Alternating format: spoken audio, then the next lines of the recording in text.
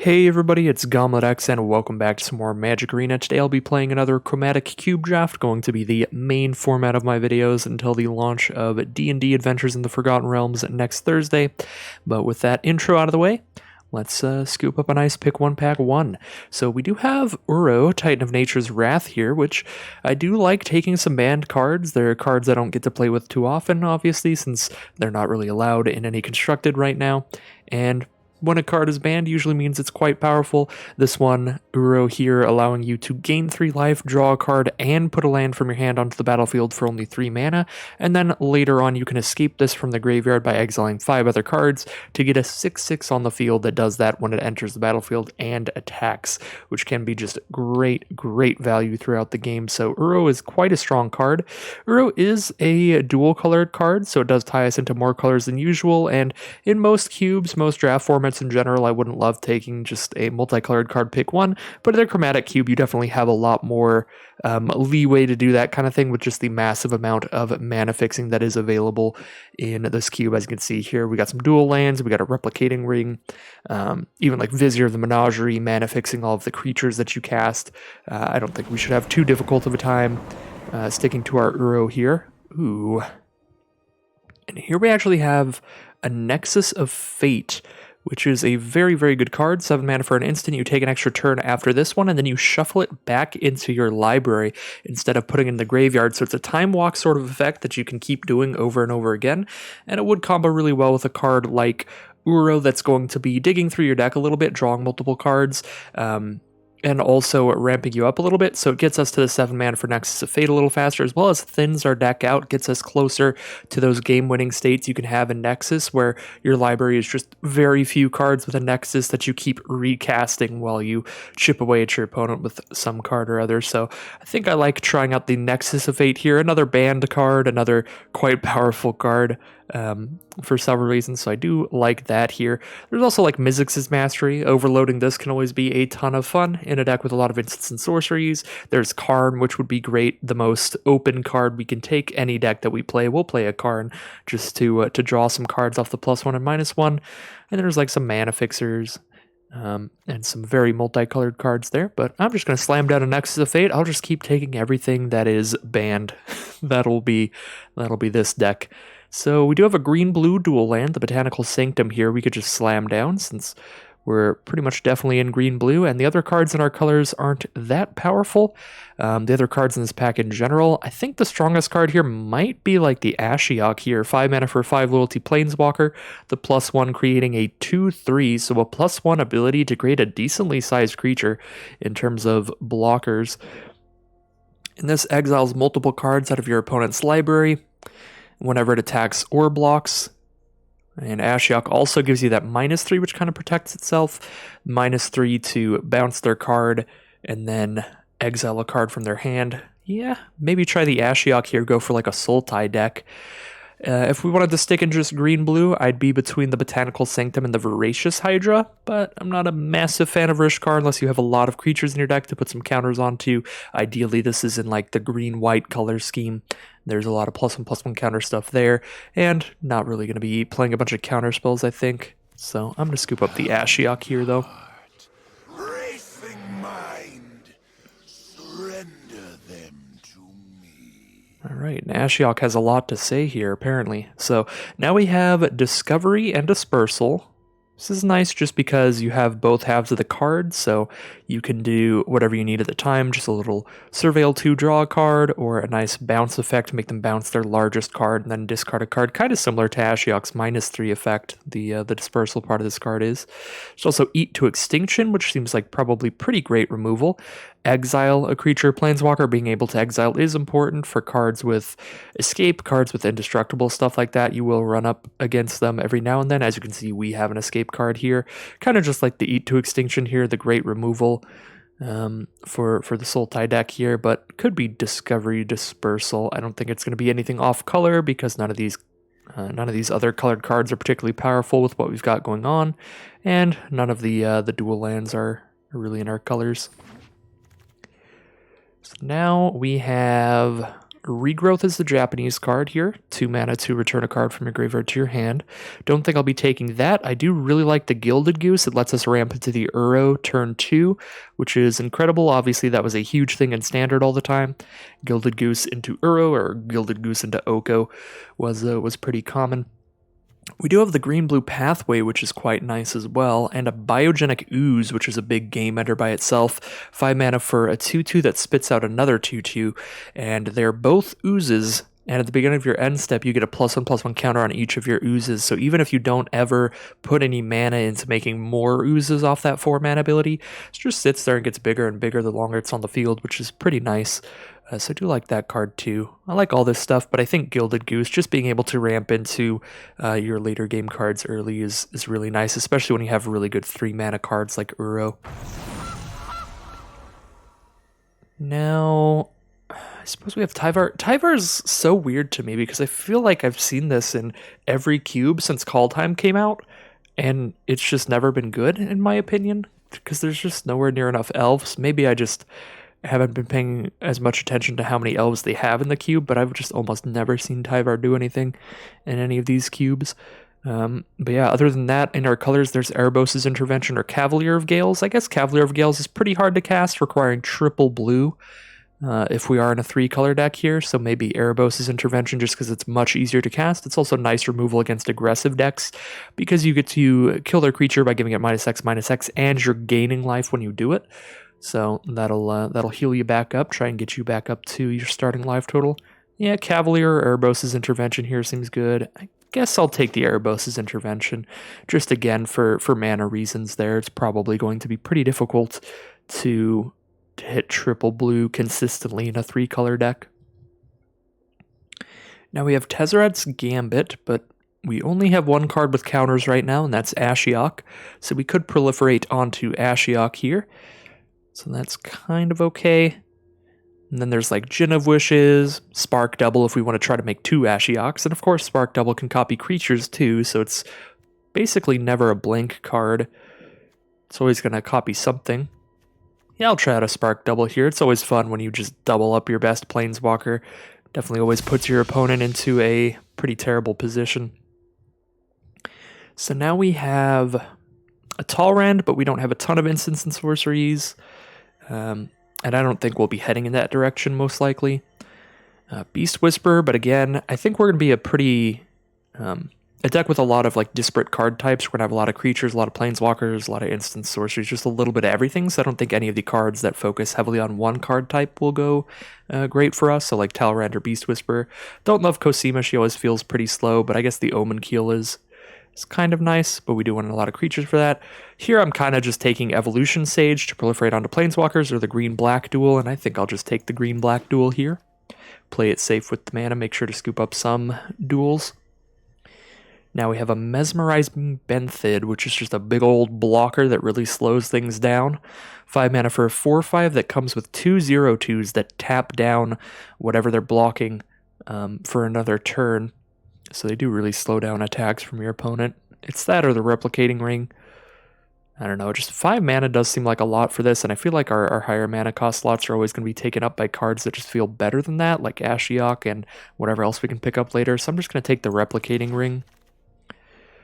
Get some mana fixing in here. There's another mana fixing card, the Skyclave Relic. There's Find and Finality here. That could be nice. -4/-4 to everybody could wipe the board for us. Don't love the Alloy Mirror. I just don't really like the mana rock that is a creature. There's multiple of them, Alloy Mirror and Palladium Mirror. I don't like either of them too much, but I like Palladium Mirror better since it taps for 2. Plain White Celebration. That's another one of those cards I feel like has been in a lot of the cubes, but it's always felt a bit slow to me, not that exciting. Very happy to take a Botanical Sanctum here, and we have taken enough removal so far. I think we can pass up on Never to return, especially because it does require double black on Never, so a little bit more difficult to cast than the removal we have right now. We have Erebos' Intervention and Eat to Extinction for targeted removal. We have Finality now as a Wrath effect, and Ashiok is like a temporary removal with the bounce effect, so I think we're doing good enough there. We can just scoop up a nice dual land.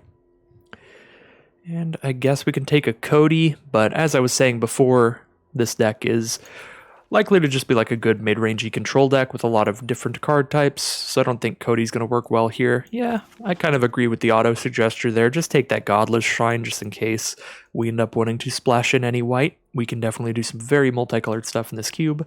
I have never played Azor's Gateway in my life, so I could try that out, because I don't think I'll be playing Regrowth. It is a card I have played in Commander a few times.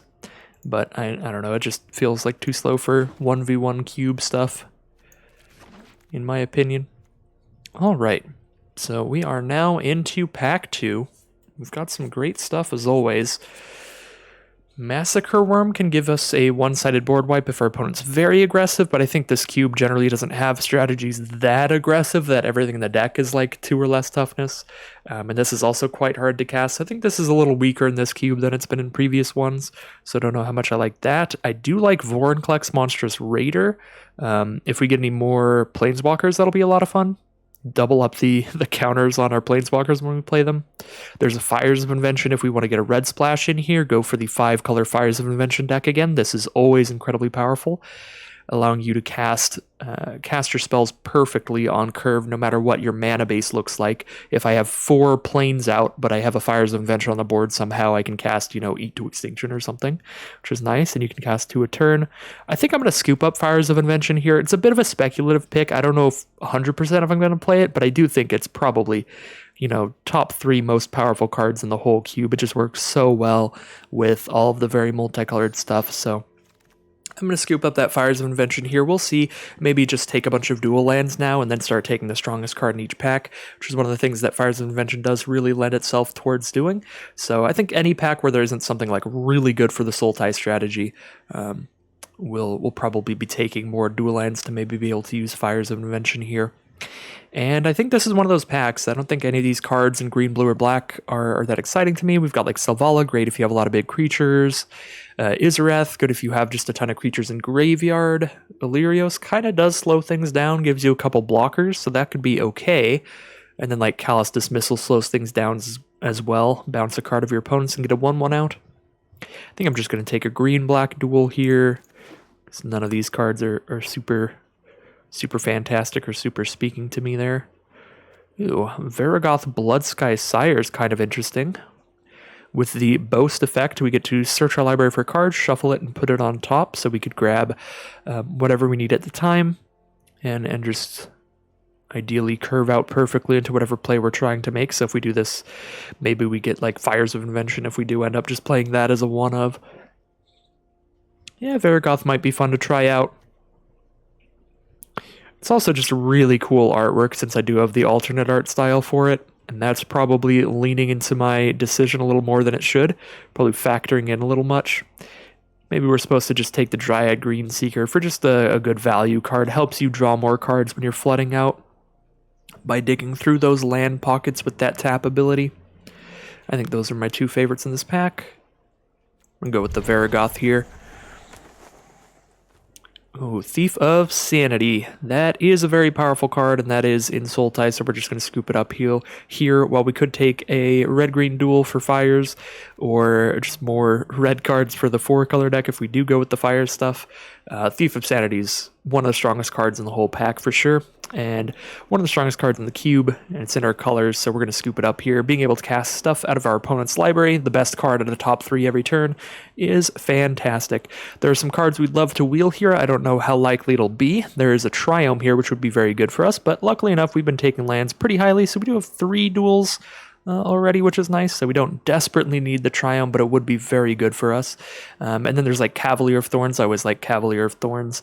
It is kind of hard to cast being triple green, but any deck with green in it usually ends up having green be the most represented color, the color you have the most mana sources of, so triple green's usually easier to hit than like triple blue for the blue Cavalier.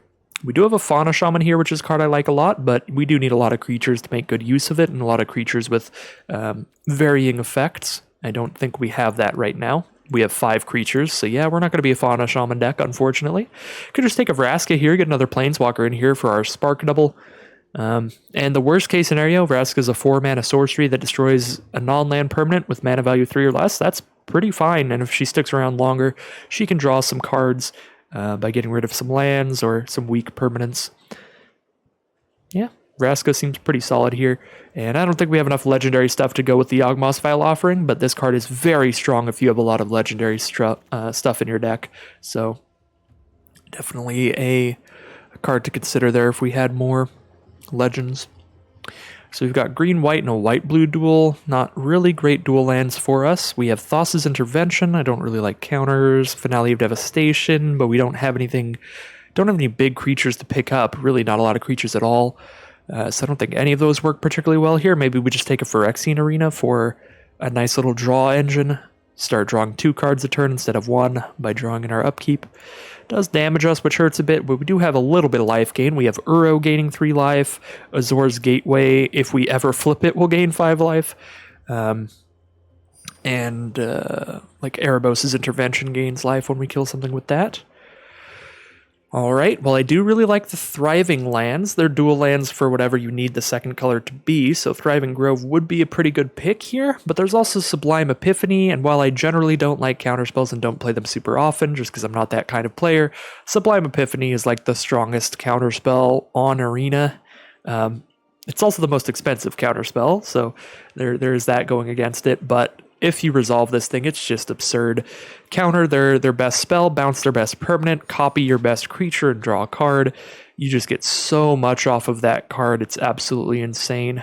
I do like Inbolos's Clutches here, that seems fine to me. Just take our opponent's best card in the Chromatic Cube, that will often be something quite big on the board. Although there's also Commit to Memory, which is instant speed, a little bit more interactive because you can bounce any spell or non-land permanent, but I'm just going to take Bolas's Clutches. Now we can take a blue-black dual land. Thwart the Grave.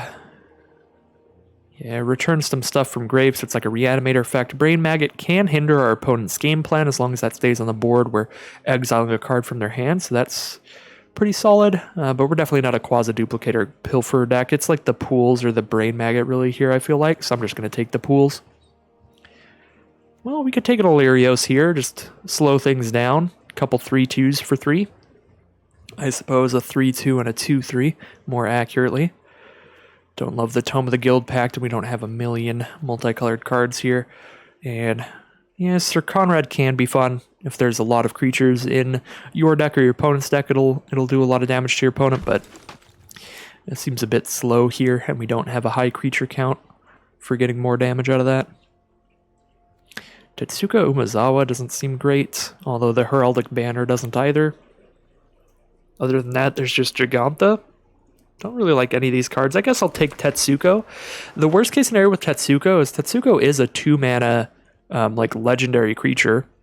So if we get any legendary sorceries, it'll help cast those a lot.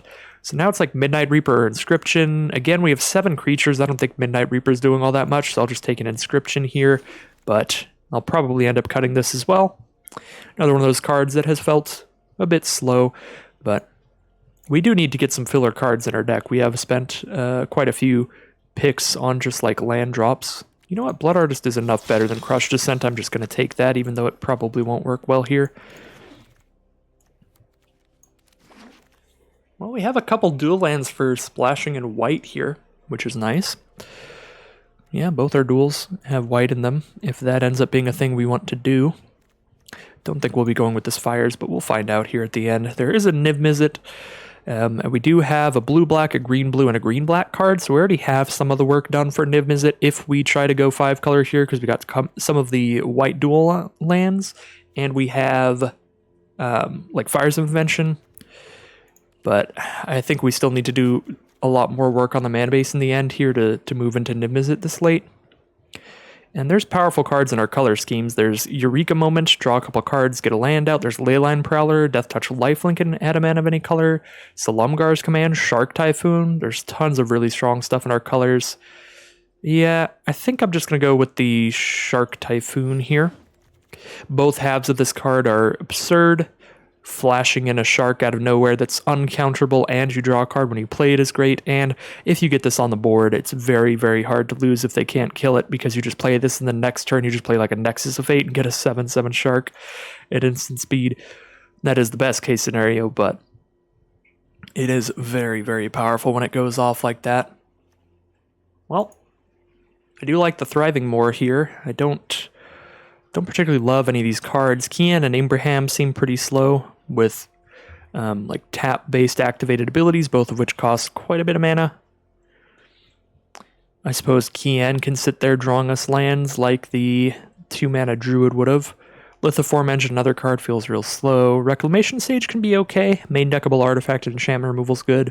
And then like Shieldred can be fun, but definitely very slow. Now we have Karuga maybe here. Actually, Scholar of the Lost Trove has always seemed very strong. You get to cast an artifact, instant, or sorcery from your grave for free when you cast it. Let's see how good our artifacts, instants, and sorceries are. None of our artifacts are going to be engraved, but Erebos' Intervention's bad with it. Sublime Epiphany would be... yeah, that'd be pretty solid. We don't have to counter a spell with this. We can bounce one of those cards and copy a Scholar. Okay, yeah, that's insane with Sublime Epiphany. Pretty good with Eat to Extinction and Scripture of Insight. But we don't have a ton of instants and sorceries here, so we're going to want to scoop up some more to go with the Scholar, but I do think that the Scholar is a pretty strong card here, probably the strongest. Well, there's Zareth Sand, the Trickster. Every time I've played against this card, it has done insane things, so I might just slam it down and try and do it myself. We don't really have anything to combo with this. We're not milling our opponent a ton.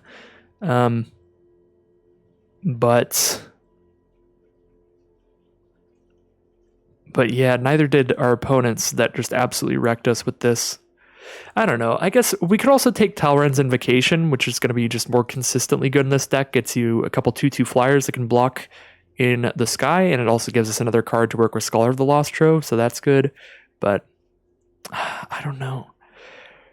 I'm actually not going to take the Zareth. I gave up. I chose the weak line there. Zareth is just like, when I look at the card and I read the card, I'm like, well, you need to do some work to get this in, because it's a 5-mana 4/4. It doesn't have any form of evasion. So, like, I could just see so many situations where we just play a 5-mana 4/4 and then it just sucks, because our opponent has a bunch of creatures out or something like that. But I suppose that, like, our opponents just played like a 5-mana 4/4 and then attacked in with it once and then bam, get a Dracuzeth out of it. Like, it does definitely happen. So I don't know there. So that pack, there were two very similar cards to take, Ugin or the 4-mana Saga, both of which just like destroy an online permanent at least, and then maybe get some more value as the Saga continues or as the Planeswalker continues. I actually chose Ugin at the very end there because of the Spark Double and some of the Super Frenzy kind of stuff we're doing just by having a lot of Planeswalkers. So now we have Breeding Pool, Gonsi, Liliana. Liliana or Gonsi, I think, are the coolest cards here, and we're going pretty Planeswalker tribal here, so I'll just scoop up a Liliana. Yeah, you know what? We're super friends now in the end here. Now we can just take a Nissa, can return permanents from our graveyard to our hand, so any other Planeswalkers that have died, or we just start attacking with a 5/5 land every turn with this, and if she doesn't get hit after the first +1, then we can get that really good emblem where whenever we landfall, we draw a card, which is super good. Quandrix Cultivator, I think, would be the next best card here, but I'm going to slam down a Nissa now that I have just been taking a ton of Planeswalkers. Well, Ghoul-Color Gisa wants a lot of creatures, Yahenni wants us to be pretty aggressive, and Inscription of Abundance wants us to have a lot of creatures, so I'll just take a Path to the World Tree, but it's not going to be very good in here. We'll still mana fix us, so it's not nothing. We have a Eureka Moment, a Watery Grave, a Baral's Expertise, a Price of Fame. These are 4 very, very solid picks for us. I feel like we have a lot of big powerhouse cards now that we just have a stack of Planeswalkers, so I just want to make sure our mana's really good and just scoop up dual lands, really. If there are any more at the end here, and there was one in that pack at least. Now I can take this Reclamation Sage to main deck. See if that does anything for us. And we're not going to play any of these cards.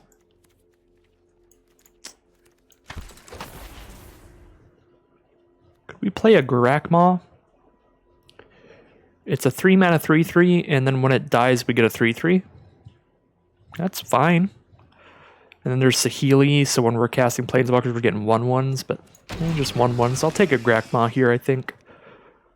Definitely not a Genesis Ultimatum deck. I guess we do have the mana for Alrund. Could also Guardian Idol here. Yeah, Guardian Idol might actually be better than Alrund. Alrund we've played a few times, has been pretty slow. The Guardian Idol can help us ramp us into the big Planeswalkers a little earlier. Same with this Vizier. Might be dumping out Planeswalkers a little early thanks to Uro, Guardian Idol, Gilded Goose. Bunch of ways we can randomly get our mana sped up a little bit. So we get to cut 8 cards here. Sultai Super Friends it is.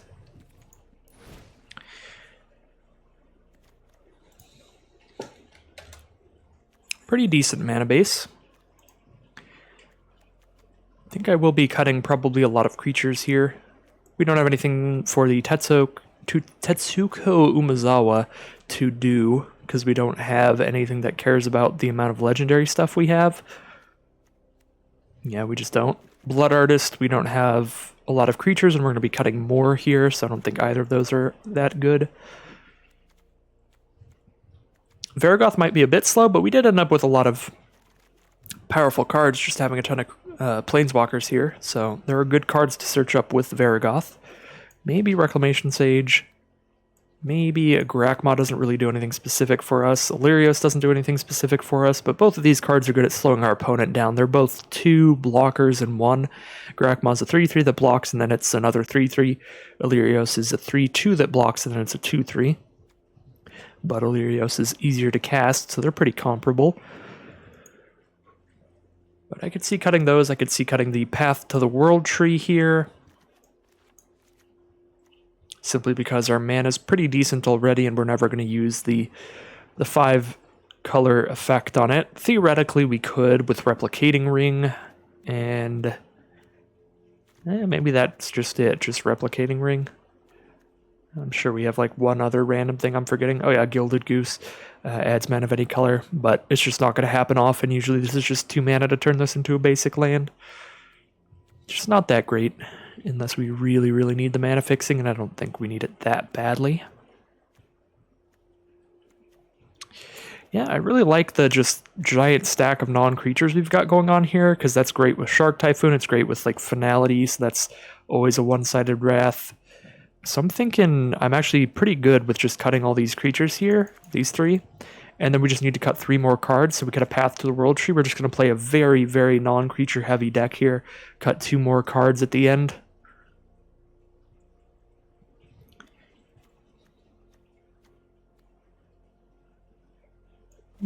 Inscription. I feel like the problem with Azor's Gateway is I always end up cutting it, and that's why I've never played with the card to really know exactly how good it is.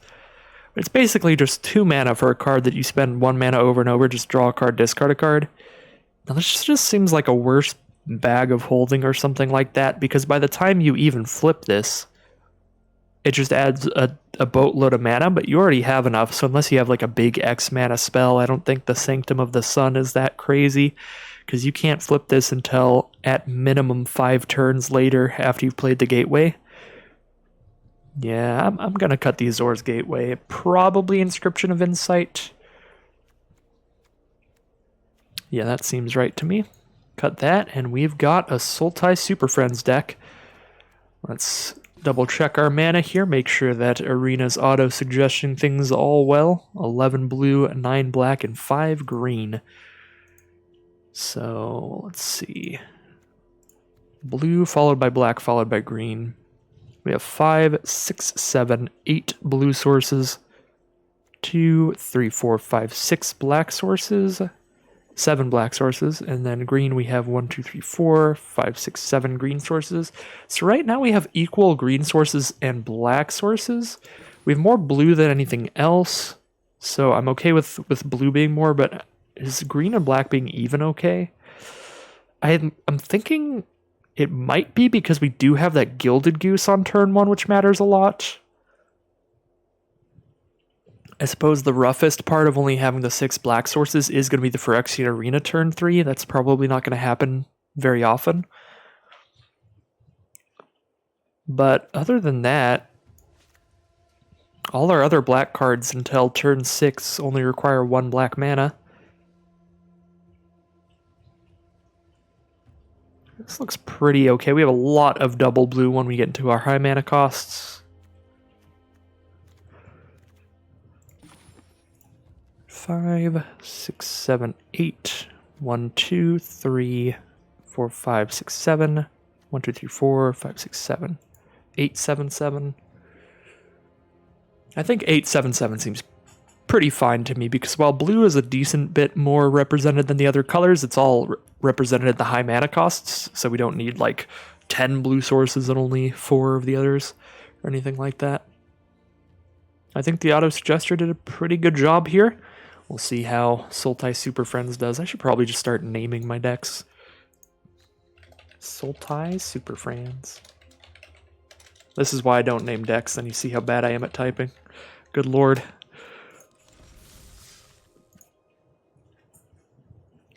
Alright, heading to round 1 here, see how things do. Take a quick sip in between rounds so that I don't demolish my throat.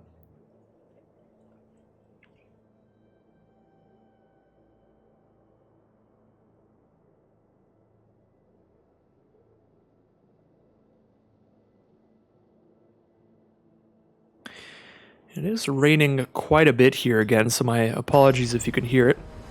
I actually like the sound quite a bit. It's pretty comfy, but it's been a strange bout of weather lately for us here. Basically, every day it looks super bright and sunny out, like it's going to be a good day, and then out of nowhere, just clouds and heavy rainfall, and then I get like a flash flood watch. It's been pretty exciting. I like the rain a lot, so it's cool with me. So, this is very keepable. We've got 3 mana. We have double black to get that Phyrexian Arena out. We even have a replicating ring to start wrapping up into big stuff, a Death Toucher and an Erebos' intervention to interact in the early game. Very, very keepable, in my opinion. We'll just play our tapped land turn 1. As soon as that's out, we've got a swamp out, so Cemetery comes into play untapped, and we just get to start playing everything on curve. Our opponent starts with the turn 2 Guardian Idol. Well, we will follow it up with our own turn 2 Guardian Idol. Our opponent's on blue-white so far. Blue-white-black, so Esper could be a pretty controlling deck here.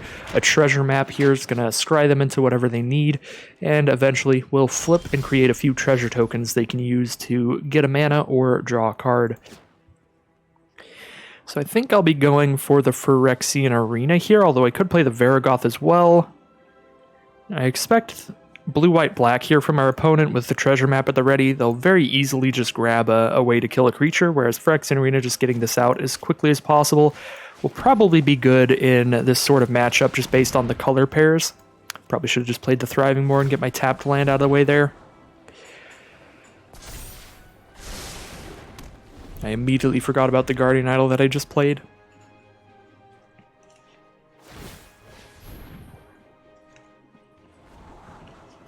But yeah, I do expect seeing a 3-color deck here, and it being the 3 colors that they're playing with a Guardian Idol and Treasure Map out. Pretty sure this will be a slow controlling matchup, so drawing 2 cards a turn will be great. Try to just win the value war rather than start chipping in for 2. Although I suppose if they don't have the removal for Varagoth, I was about to say Garavoth, then the Boast ability will be really good. They're going to attack us with their Guardian Idol. Slam in for 2 there. Alright, so what do we have now? 1, 2, 3, 4, 5. We have 5 mana if we want to play a 5 mana spell. We could also, with 5 mana, play Replicating Ring and Varagoth. Seems pretty good. I think I'll go for that here.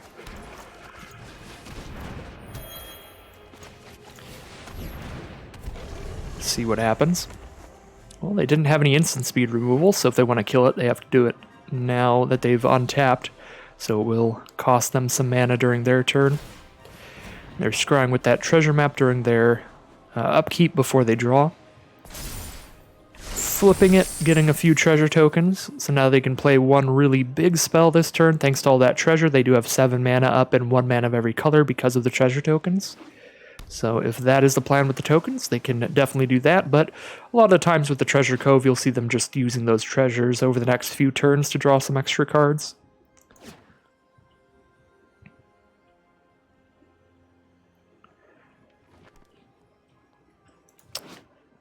Now that we have our 2-3 out, this Guardian Idol is probably not slapping us for 2 this turn.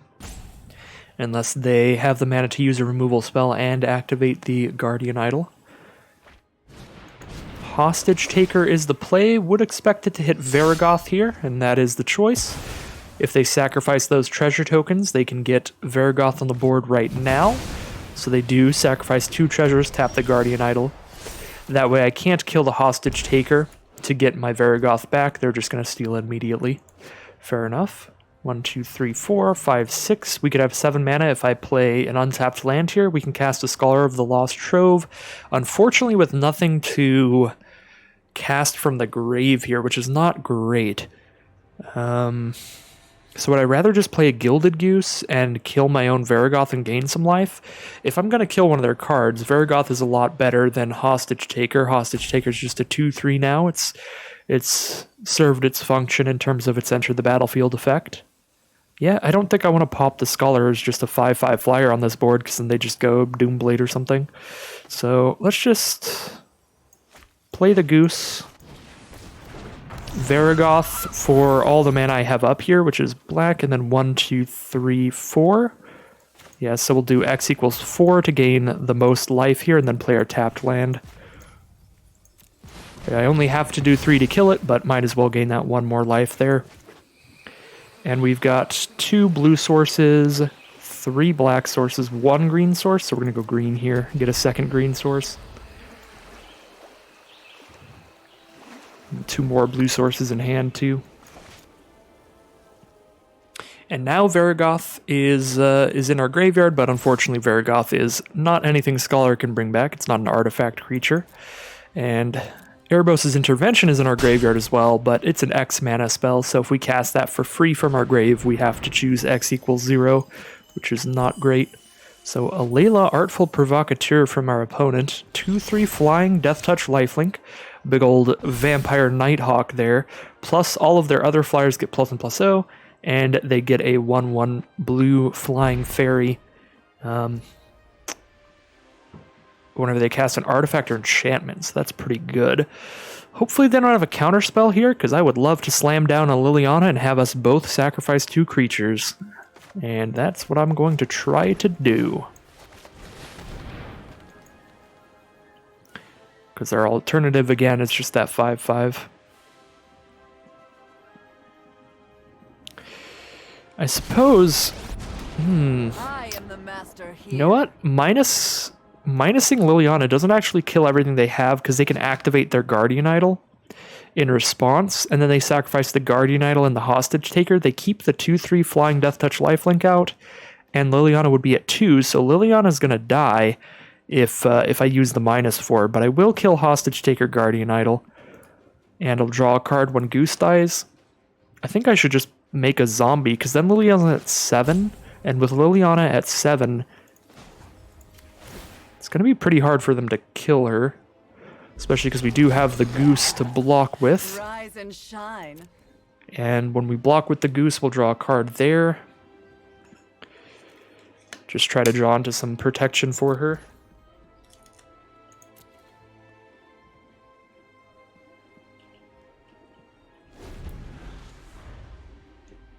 Got a lot of card draw going on here if Liliana stays around. A chump block with the Goose will draw us a card. This Phyrexian Arena is going to keep drawing us an extra card every turn, as it has been. Bolas's Clutch as it is. Very flavorful. Bolas has recruited Liliana. Your contract is in default. You belong to me now. Serve or die. Quote, Nico Bolas. Well... yeah, that turns things around enough here. I think that might just be the game, because now they draw 2 cards by sacrificing just a 2/1 fairy and the Hostage Taker, keeping a Layla out. Well, we'll get a food token. I guess I could have activated the Guardian Idol to sacrifice the Guardian Idol instead of the Goose. But we don't need the Goose around anymore either.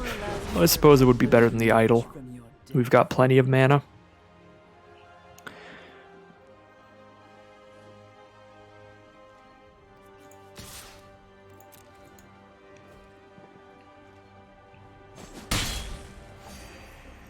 No, sacrificing the Idol there actually would have been a lot better, because then casting the Scholar of the Lost Trove, if we have nothing else to play here, feels a lot better, because then we do get the Guardian Idol back. We get an artifact back off of that, which is cool. So we have a Shark Typhoon, but no other non-creature cards to play after it to get any sharks out of it, unless we just cycle it for a ton. We can cycle it for like 7 here. Get a 7/7 shark out of nowhere. Could also cycle a Vizier of Tumbling Sands just to draw a card, because it doesn't really do anything for us on the board. Sure, let's cycle a Vizier. See if we can't draw something a little better for this situation.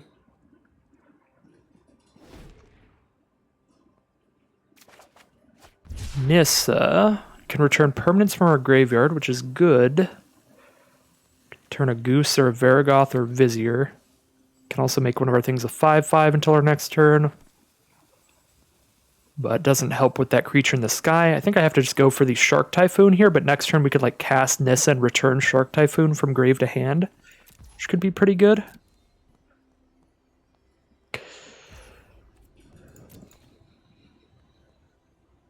Question here is whether I want to use Shark Typhoon to trade with a Layla or try to kill Liliana with the Shark Typhoon. Not sure. The Death Touch on a Layla's definitely a bad time here. If it didn't have Death Touch, then we'd have a really good Shark Typhoon, kill a Layla, and then attack Liliana.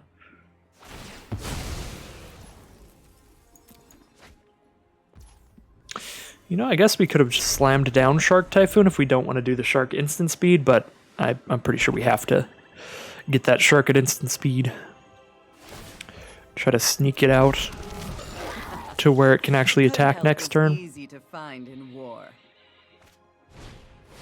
There's a Shark Typhoon of their own, alright.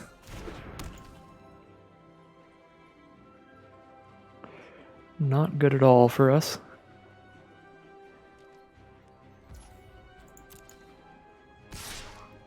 Yeah, I think I might have to trade with a Layla here because they do have a fairy token now, so I need to kill that fairy token to kill Liliana.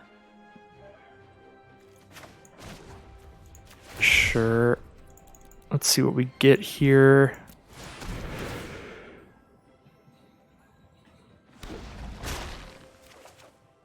We get Ashiok.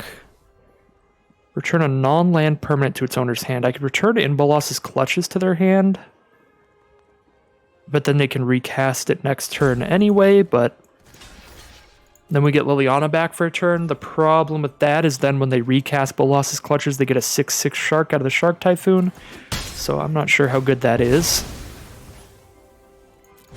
I suppose with Ashiok we could have bounced the Fairy token if we played the Shark Typhoon as a 4/4 instead of a 3/3. So I guess that was... yeah, that would be the corner case where just playing the Shark as a 4/4 is better. Played it as a 3/3 in case I drew like a 2-mana card there. And I could also activate Guardian Idol if I wanted. I'm not sure if we have any 3 or less mana instants in this deck. No, we have a lot of sorcery speed stuff. So now we have a Spark double, so Ashiok on Bolos's Clutches to Spark double our Liliana could be good. Could even just Spark double our Ashiok, but that's less good. I don't know how good this is for us because they still have that Shark Typhoon. They're going to get the Liliana back, but this seems like a thing, I guess. It's probably our best play, right?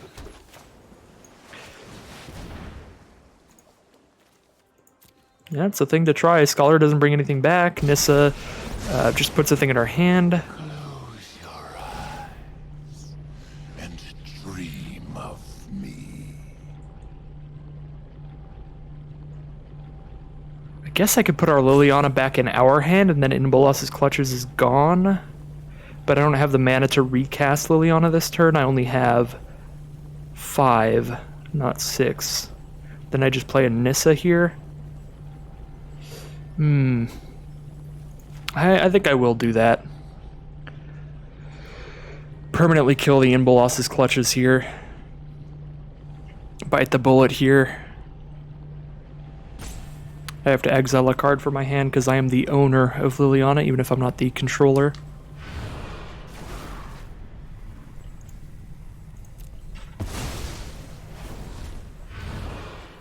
Surrender every morsel of fear. I'm going to go for a Spark Double here. I can kill their 2/2 and make them exile a card, which is cool. Or I can just throw the Shark Typhoon back in their hand. Then they could cycle it to get a 2/2 Shark and then kill both Ashioks. Ooh. Thassa's Intervention. Well, that'll kill both Ashioks as well and leave the Shark Typhoon out.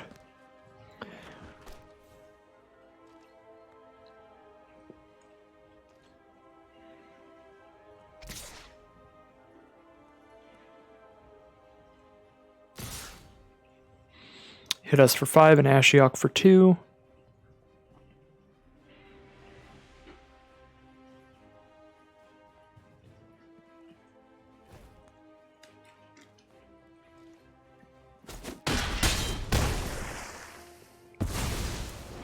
I don't know if we want to use Nissa to bounce something back.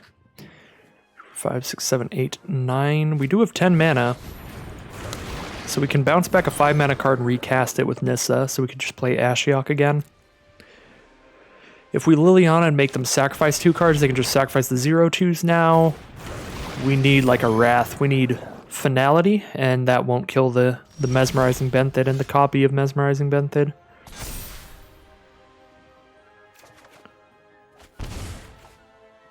Uro. Could play an Uro and bring it back from grave, which is cool. 3, 4, 5, 6, 7, 8, 9, 10, 11. Could play Nissa and Liliana. It's just not going to be enough. We're down to 7 here. We get like a couple blockers on the ground, but they're hitting us for 5 in the sky. If we sacrifice, they sacrifice 2 of their 4 0/2s. Oh. If I draw into Finality here, that costs 6 mana, so that won't even get us out.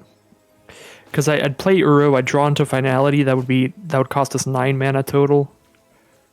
And then I'd only have 2 mana up, so it wouldn't matter. They just have 2 4/5s left, but that's more than enough to close it out here. I don't believe we have any way to survive here. So I guess we'll draw with Uro and see. Maybe there is a way left in our deck, but I don't think that there is.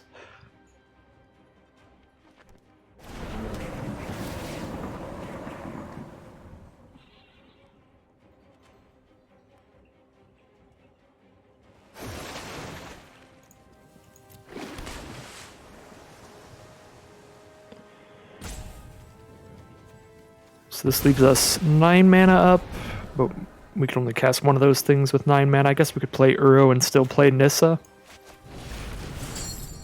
I mean, it gains us some life, so it's very remotely possible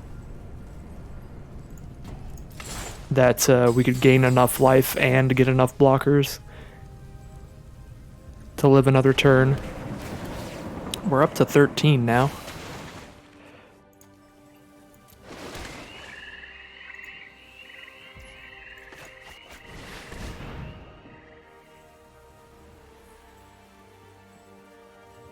Just get another blocker here with the plus effect.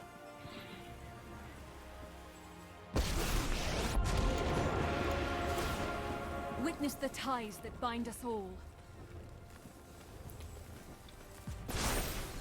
The land fights for us.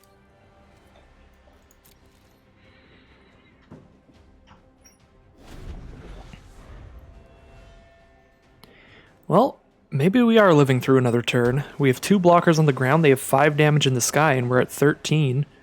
We can block the 2 things on the ground, take 2 from the 2/2 zombie, and then 5 from the flyers. That's 7. Yeah, Uro just gaining a bunch of life and putting a 6/6 on the board is the best way to possibly survive another turn here, so. Did work out so far. I guess we could have returned something with Nissa rather than play a 5/5 blocker there. Although now that they're making us return a creature to hand, we would have died if we didn't have this 5/5 out. Because then we have no blockers on board. We take 4, 5, 6, 7, 8, 9, 10, 11, 12, 13, 14, 15. Probably still die. They just need one more removal spell to do it.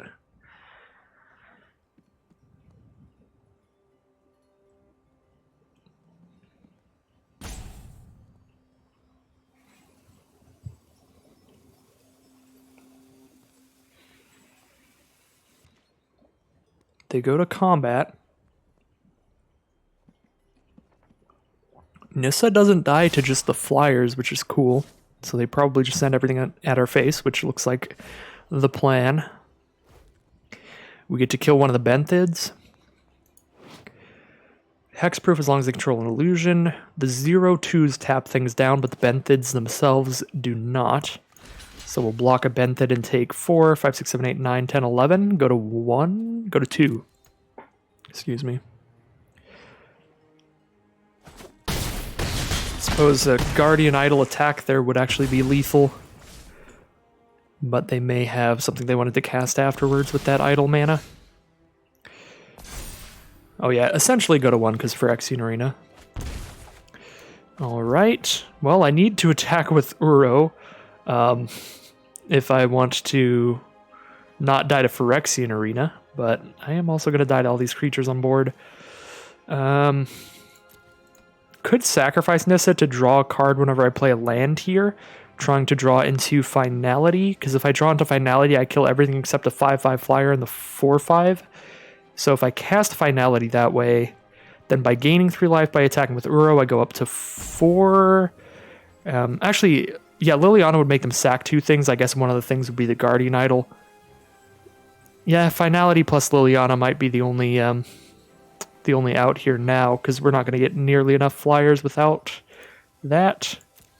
So, goodbye, Nissa. I need to draw more cards. The land bestows opportunity for those who are worthy. Nexus of Fate is a big hit here. So we can attack with Uro and cast Nexus. Uro gives us extra life and draws us another card. I suppose we want to cast Nexus first, so it's more likely that we redraw it. Please don't have a counterspell here. Alright, Nexus of Fate. We even have Liliana mana after this. Get in there, Uro. If they trade with Uro, then we can escape Uro soon enough. Drawing more cards. We're down to like 10 in library. Just make it easier to hit Nexus. We draw Sublime Epiphany to protect Uro if they try to double block. They're going to block with a 0/2 to keep it tapped next turn. Counter an activated or triggered ability. Return a non-land permanent to its owner's hand. Create a copy of a creature we control and draw a card.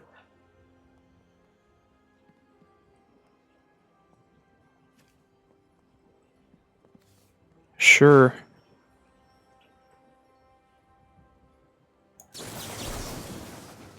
Counter that. Bounce one of their cards. Create a copy of Uro, just get the ETB effect, and then draw a card. So counter that. This is bouncing something to hand. Bounce the flyer, the big flyer. Copy Uro. Draw a card.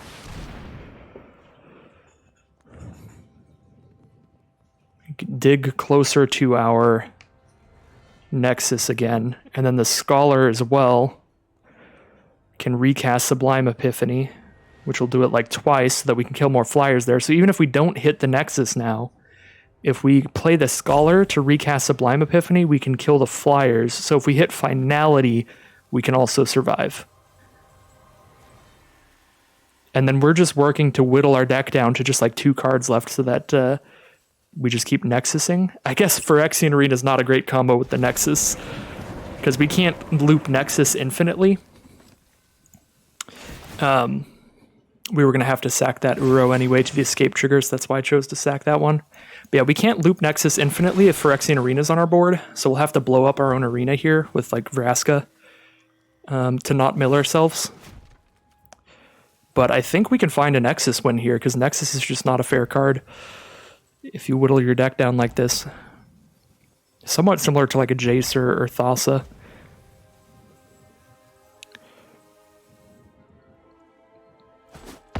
We do hit the Finality here, so we can kill everything but the Mesmerizing Benthid.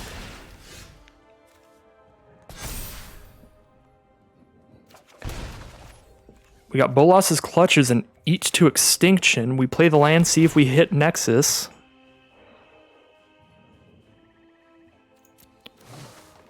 No Nexus yet. Uro's going to draw us 2 more cards. We'll have 2 cards left in the deck. Should get us really likely to hit Nexus. We can Finality right now to make sure we can play blockers. How much mana do we have? 1, 2, 3, 4, 5, 6, 7, 8, 9, 10, 11, 12, 13, 14, 15, 16. We have 16 mana. We have enough to cast. Yeah, definitely have enough to cast Finality and Nexus here. So we can cast Finality to make sure they don't have blockers. I guess they could have the Guardian Idol.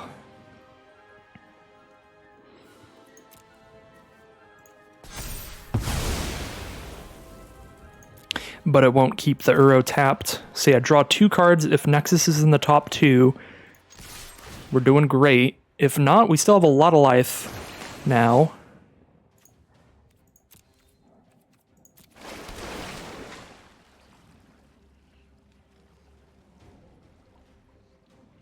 Two cards left in the deck now. Come on, Nexus. Or 2 cards after we draw here. Not the Nexus. All right, well, we'll have to save Eat to Extinction to kill one of their creatures to be super safe here, I guess.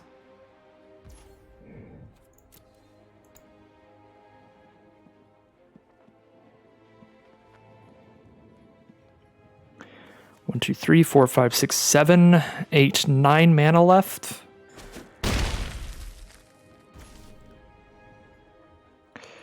Two cards left in the deck, 9 mana left. I think I want to Talrand's Invocation. If they mill us with something randomly here, that'll be so sad. So Talrand's Invocation, and then hold up Eat to Extinction. Next turn, we draw 2 cards. One of those is guaranteed Nexus. We play Vraska, blow up Phyrexian Arena, and just loop Nexus indefinitely. Play Liliana, get a 2/2 every turn while having infinite turns. That'll definitely get us there.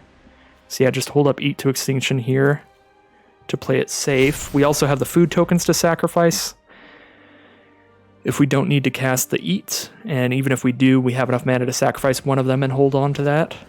So there's Whirler Rogue. Alright, they can make one of their creatures unblockable, but that's not lethal. Just passing turn here, it looks like. Let's get some life. Get some life.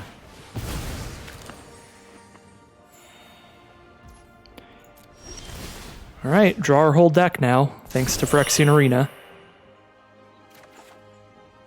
There's Nexus and a Thief of Sanity. Cast Nexus, first thing every turn. Make sure not to attack with Uro. If we attack with Uro, we die. So we've cast Nexus. Now we cast Vraska and blow up our Phyrexian Arena. If that doesn't work, we cast Ugin and blow up our Phyrexian Arena. If they counter Vraska here.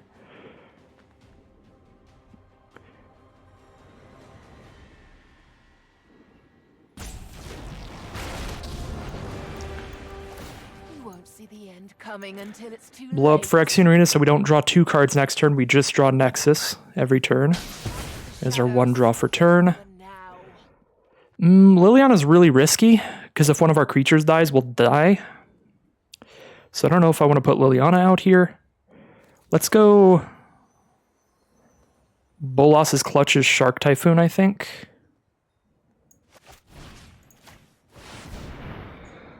We still have 8 mana up because the replicating ring has replicated itself.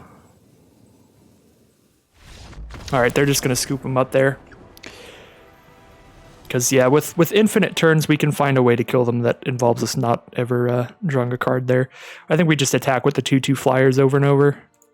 But we could also take Shark Typhoon and then just cast Ugin. With Ugin, we can never use the +1 because then we would get rid of our library. So we would just cast an Ugin to get a 6/6 Shark there. I don't think I would ever cast Liliana there, because then if they were holding on to like one removal spell, they could cast it at instant speed to kill one of my creatures, and I would draw a card and die. But yeah, I'd probably just like cast Thief of Sanity and Ugin, get some flyers out, and bash past those Thopters with infinite turns there.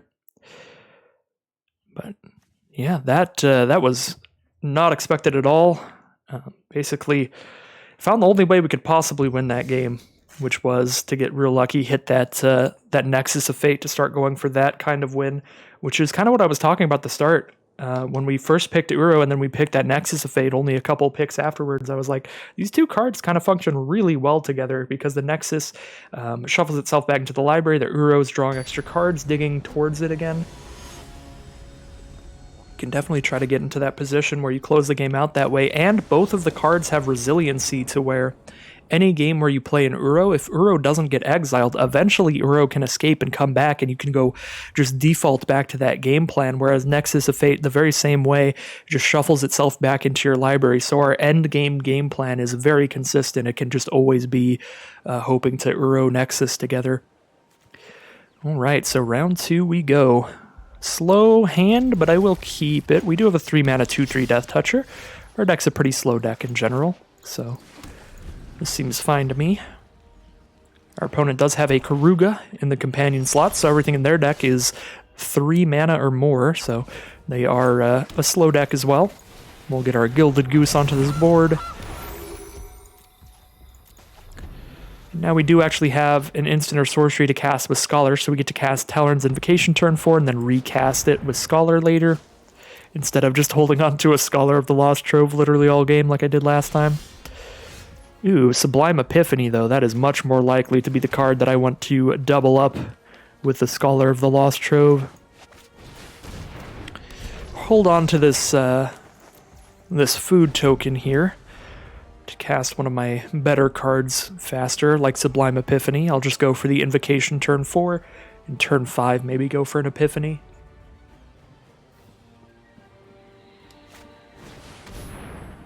Selfless Glyph Weaver is the play from our opponent. I don't think I'm actually going to boast with the Vergoth. I could set up to literally whatever I want to draw next turn, but I don't know if there's anything I really do. I think I just want to make more flyers here and get aggressive. Because with a Sublime Epiphany to hold up next turn to play it defensive, I'm setting up for some just pretty good attacks here.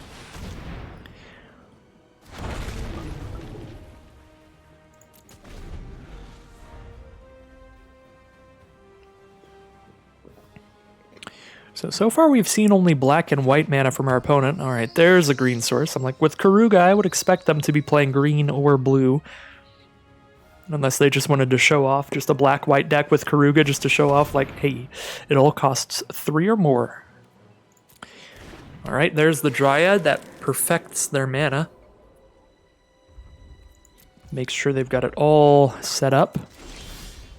Spark doubles the draw. Interesting. Alright, well, unfortunately I will not be doing Sublime Epiphany this turn, so I guess we'll be going for a Spark Double here, because I do have to play a tapped land now, since I played the untapped land next turn to play Invocation without sacking the food, so I could hold the food for this turn specifically.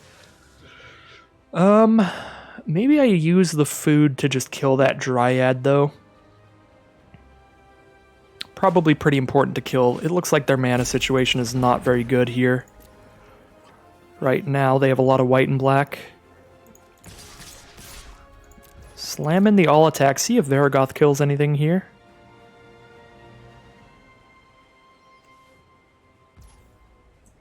No, we're just going to do damage. Well, we are 1 mana away from Sublime Epiphany, so either we can use the food token to do it next turn, or we hope to draw another land. So if I intervention, I am not able to cast Epiphany next turn, so we are losing something by doing that.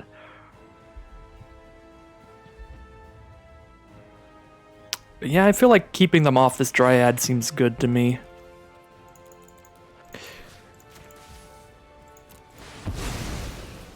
And it is -X, so even if they give Indestructible, it does still die. So keep them off their green mana or their red mana here. Well, they do have the second green, so they do have the Karuga mana regardless, but Gilded Lotus is the play for this turn. They do have 3 mana from Gilded Lotus, so they could play something else afterwards. Looks like they do not. We did draw the untapped land to hold up Sublime Epiphany now, which is exceptional.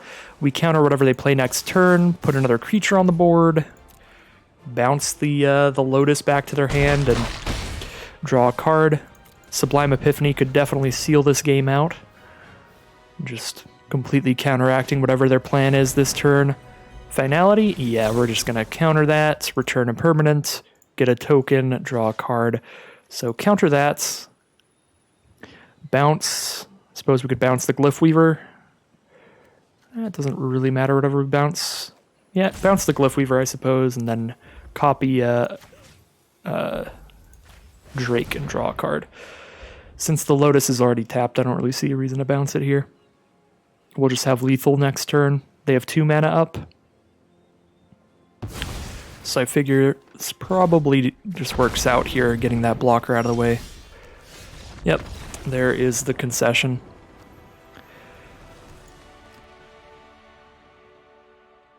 Sublime Epiphany, just a big, busted blue spell. 2-0 for Sultai Super Friends.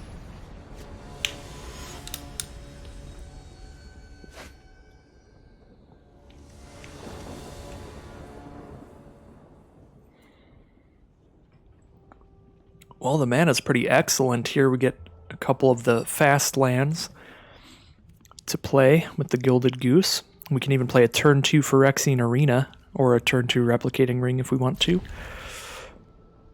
Probably just slam it down the arena. But this hand does seem sweet. We even draw an Uro. Turn 2 Uro seems very, very good. Might go for that over anything else here.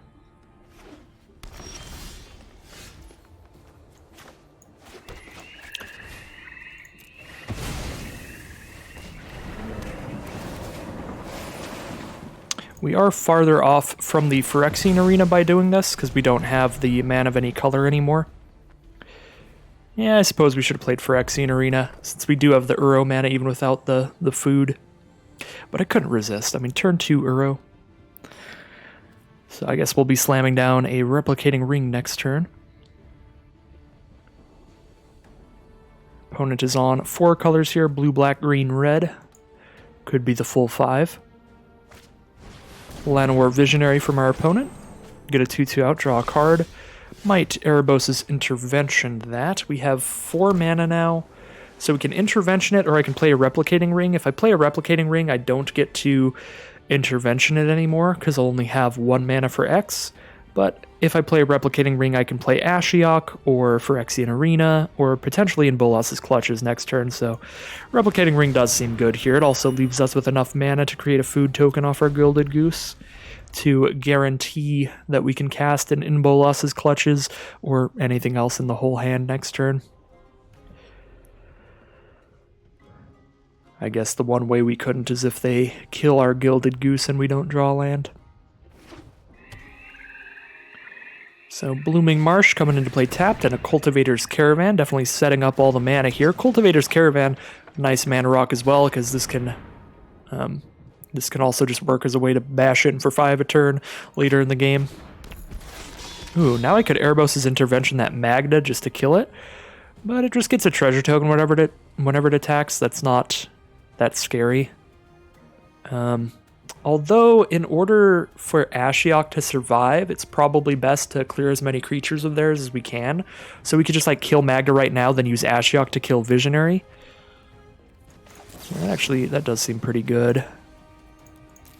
Just kind of hinder their game plan, slow them down, and get a Planeswalker on the board.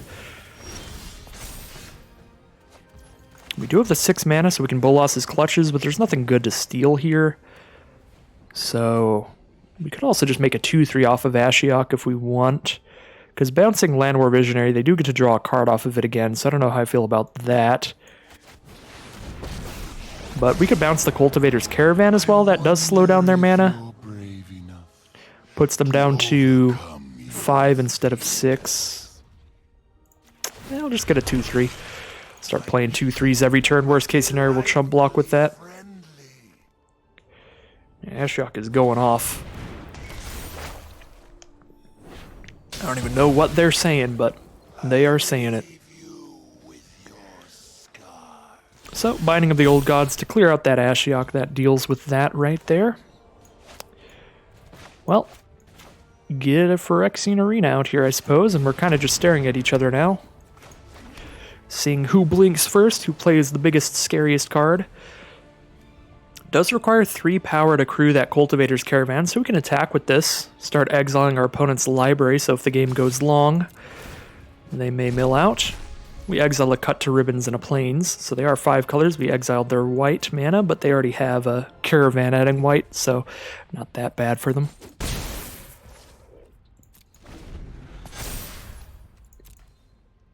Plus, Binding of the Old Gods is likely to find a dual land.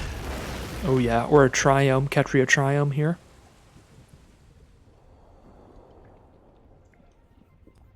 Since that is a forest, island, and mountain, they do get to grab that off of the part of the saga grabbing a forest. Their creatures will get Death Touch next turn, but that doesn't really matter. They just have a 2/2 out. I'll just take 2, I guess.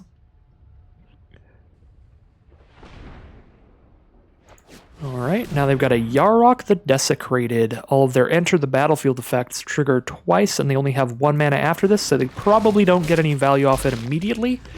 So in Bolas's Clutches should be a good removal spell for that. Alright, they do get a double scry off of it, if nothing else. But I don't think a Yarok works particularly well on our field. I just like taking it away from my opponent so I don't have to worry about whatever combos they've drafted around that card. That could be disastrous, like if they just like slam down a Field of the Dead or something like that. So I like taking it just to keep it off our opponent's field. We could double Scholar of the Lost Trove with it, but we don't have anything to recast with that yet.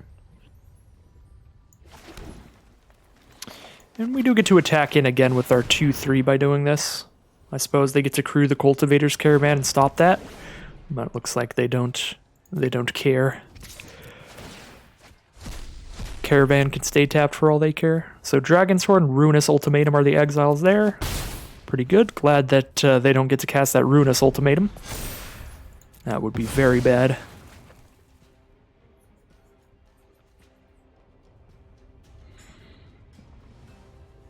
Phyrexian Arena's definitely been putting in work for us so far in these past few rounds. Path to the World Tree from our opponent, grabbing a basic land, and then they can do 2 damage to something, get a 2/2 out, gain a couple life, draw a couple cards. Miniature Ultimatum effect there. Let's see, gain 2 life, draw 2 cards, I lose 2 life, they deal 2 to a creature, and get a 2/2 bear. And they are down to 2 cards in hand, so it's possible that's the best thing they can do next turn. Because that's not bad at all. They get rid of like the Gilded Goose, draw some cards, try to hit something better there. Our opponent has a very consistent mana base, so any big bomb ultimatums and stuff they hit are going to be slammed down really quickly, which is pretty scary because we have seen one, that Ruinous Ultimatum. They're probably playing more.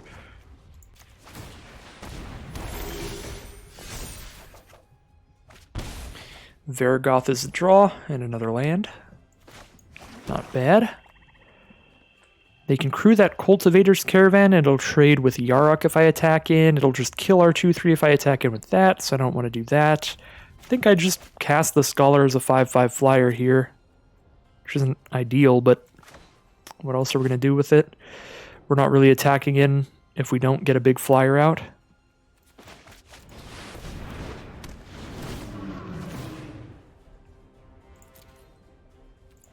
Declining here so we have more cards in our graveyard for Uro.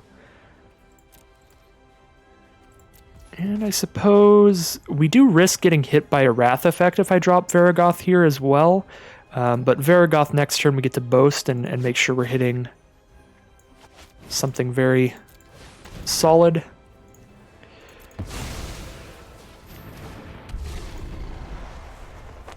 If we get hit by a Wrath effect, we can kind of rebuild with an Uro and Phyrexian Arena, so Wrath isn't the end of the world.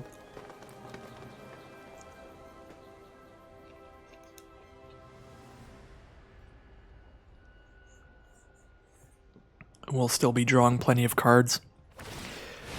Those two in conjunction. So Path to the World Tree, as I suspected, is the play this turn. Going to clear out the Goose, get a 2/2 out, gain some life, draw some cards. Probably draw them into their play for next turn, which is likely to be at least as impactful as that, if not more, if they have hit some sort of ultimatum. They have 4 mana up now. Cultivator's Caravan, Aketria Triome, Firemind Vessel. I guess Firemind Vessel's 2, so they have 5 up if they use Llanowar Visionary. They can definitely cast a removal spell here for 5 if they want to kill our flyer. Otherwise, we do get to hit them for 5 with it, which is good.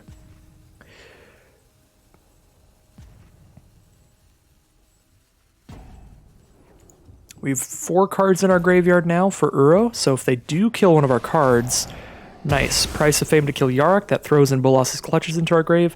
That means we do have the Uro mana now, which is very nice. Or not the Uro mana, but the cards engraved to escape Uro. Big fan of that. Draw Thief of Sanity, another card that's going to be pretty good here. Oh wait, no, I'm still 1 card off because we can't exile Uro to its own escape effect. So no Uro yet, but if we cast Talron's Invocation, then we have the cards for Uro, so we could go Invocation into Uro here. Seems good. 2, 3, 4, 5, 6, 7, 8, 9, 10. Actually, the food isn't a mana anymore now that our bird's card gone. So we have 9 mana. So we have enough mana to do Talrand and Uro, but then we can't boast with Varragoth.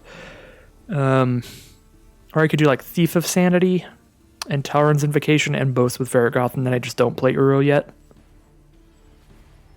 That seems fine. Sure. Yeah, I like the idea of just putting our best card on top here. What is our best card right now? Nexus of Fate. I mean, Nexus of Fate's sort of good. Gets us another attack with all our flyers. We've got Liliana. Yeah, this deck is loaded. Liliana'd be pretty good. Ugin be pretty good. Nissa'd be pretty good. Shark Typhoon pretty good. Sublime Epiphany. Nexus. Don't know what's best here. Nexus, Epiphany, Ugin. I feel like Epiphany's like really good against their deck because they're probably playing ultimatums and stuff, so having a counterspell is pretty important. So I think I'll grab the Epiphany here.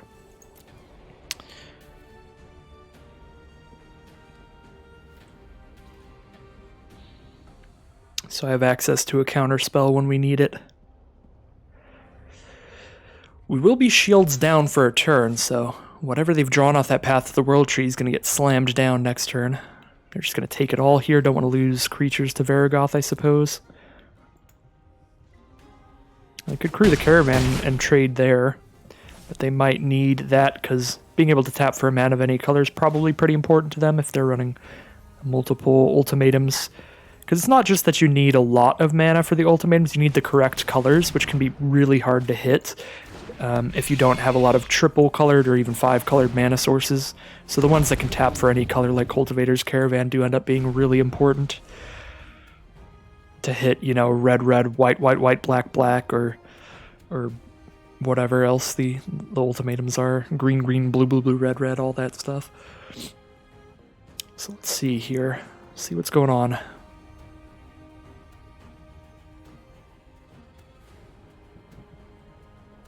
We do have a lethal attack next turn. We have 11 damage. Exact lethal. Crackle with power. Hit us for 15. Clear out some of those flyers. Well, no longer do we have a lethal attack. And now I really want to get this Uro on the board because I want to gain me some life. Do I have the mana to do Uro and Sublime Epiphany? I do now. 1, 2, 3, 4, 5, 6, 7, 8, 9, 10. Exactly enough. So let's just gain some life right now. Play it safe there. And we're holding up a Sublime Epiphany, which is excellent.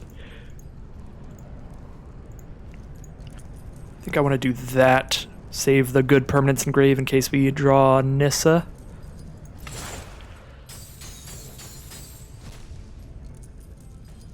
Which we could draw off of Varigoth, but I don't want to spend the Varigoth mana here, because I want to gain life off of Uro, and then I want to be able to hold up Sublime Epiphany to play it real safe.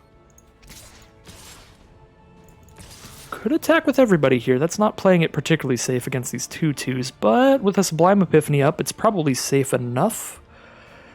And we could hit for 8 if they don't block, in which case we have lethal next turn in the sky. The Caravan's tapped here. I don't know, that feels a little risky to me. I think that Sublime Epiphany means we've got it pretty locked down if we just play it nice and safe here. 2 cards in hand. There's Chulane. Whenever they cast a creature spell, draw a card, put a land from hand into play, and they can return their creatures to hand. That's fine.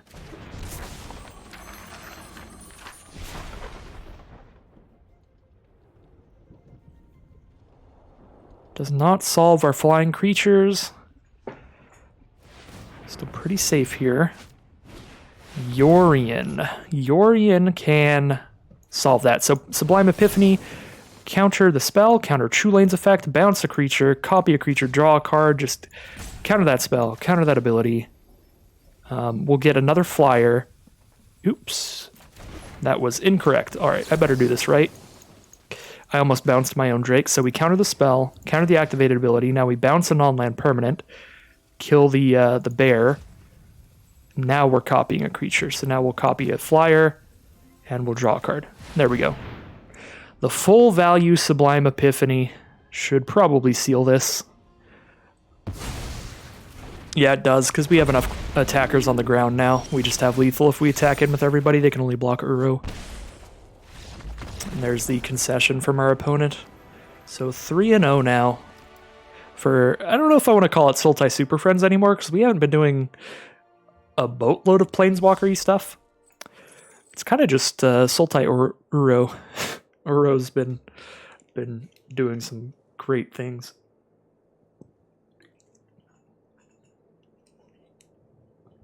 And of course the Sublime Epiphany, Nexus of Fate, the big instants have been fantastic.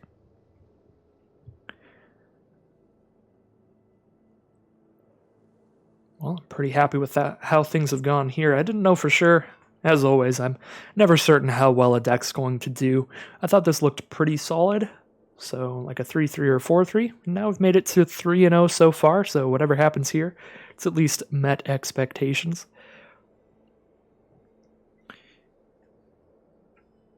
I think there's a couple things I don't like about the deck. I don't think it's the most cohesive deck I've ever drafted. Definitely during the drafting process, I ended up just for a while just taking cards that I was like, oh, this is a fun, powerful card. You know, it's not like mega synergistic or anything. We have a lot of Planeswalkers, but no real reason to have a million Planeswalkers. Like, we didn't get the Yarok or anything that doubles the counters on them. And the curve is a bit slow. We definitely don't really do anything until turn 3 the vast majority of the games. So that can be an issue.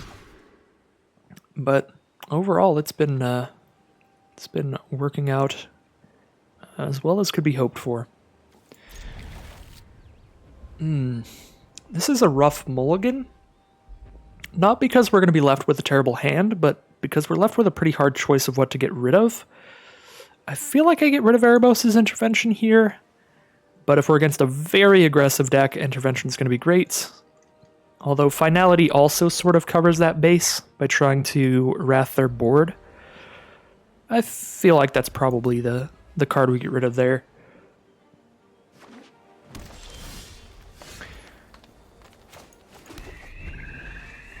But we're stuck in a decision there where we get rid of a card that's good against aggressive decks, Finality or Intervention, or we get rid of a card that's good against control decks, the Shark Typhoon, or just slower decks in general.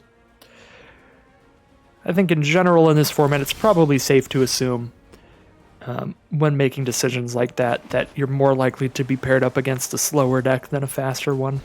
So that is where I leaned on that decision there, just getting rid of our fast removal spell. Because most of the early turns do tend to be set up here. As you can see, Path to the World Tree into Lifecrafter's Bestiary, just setting up the board, getting things ready for the late game. Nothing too aggressive here. We'll drop down our Uro, that puts this island into play, or this Thriving Moor, which is even better, I think. We have double blue, we have double green, that'll be double black, so I don't think it really matters what secondary color we choose on the Moor. I suppose we choose blue because we just have more blue than green. So we can get triple blue here instead of triple green.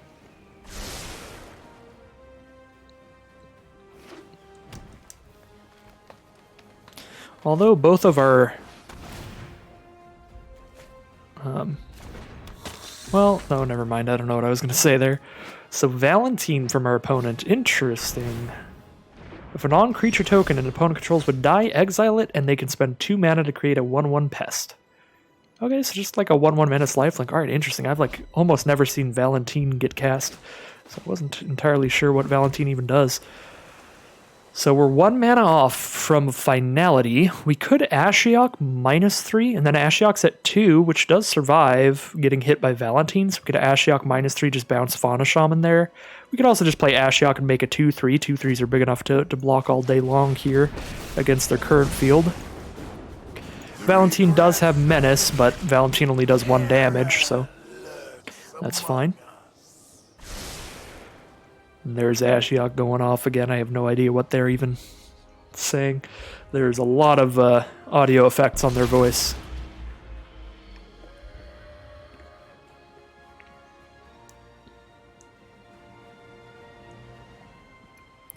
Kind of reminds me of the voice acting for the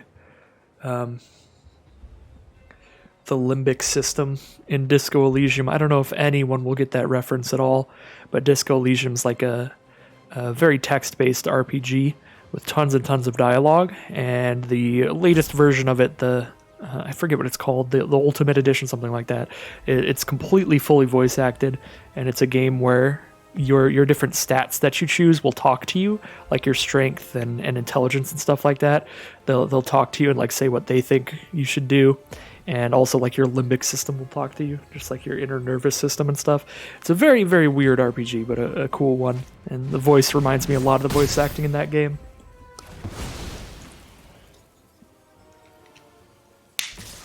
For the more zany segments. So, big old fight spell here. Gonna Primal Might to clear out the blocker and get Ashiok off the board. We are 1 mana away from Finality. So I'm not so sure I want to use single target removal here, like Eat to Extinction. Kind of want to just cycle a Shark Typhoon. Again, I don't love doing that, because we do have lots of big non-creature spells to where we can get a ton of sharks out of it later, but we're not casting anything else this turn, because these are all uncastable. Shark Typhoon itself is uncastable unless we cycle, so our 2 options are to cycle Shark Typhoon or cast Eat to Extinction. I suppose we could also just cast nothing. But probably should stop some damage and also draw the card to get us closer to hitting the 6th mana, so we don't just get absolutely overrun here too quickly.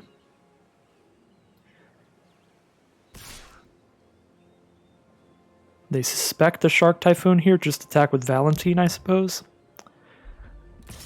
Attack with Yeheni as well. They could sacrifice a creature to give Yeheni indestructible. Yeah, sure. Shark Typhoon for a 3/3 here. I do need to draw that card, so whether I'm blocking or not, I think I have to Shark Typhoon just to draw a card.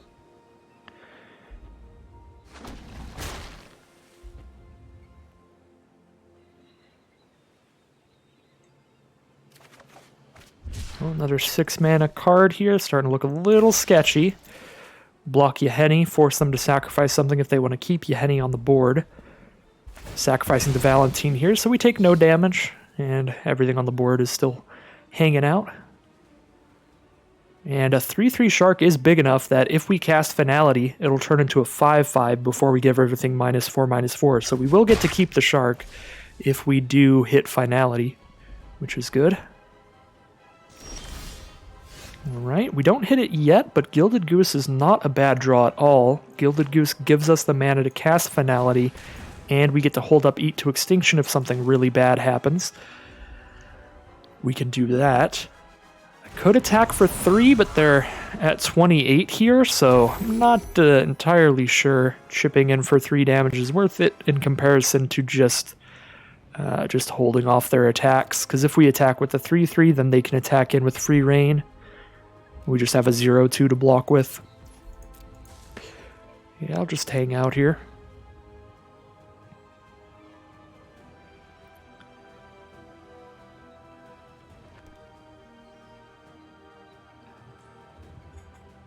We have a handful of powerful 6 mana bombs, so all we really need to do is play it defensively until we can start just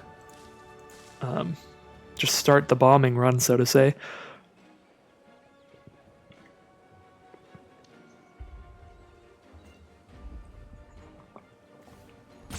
We do have 3 cards in graveyard, so we need 3 more to bring Uro back.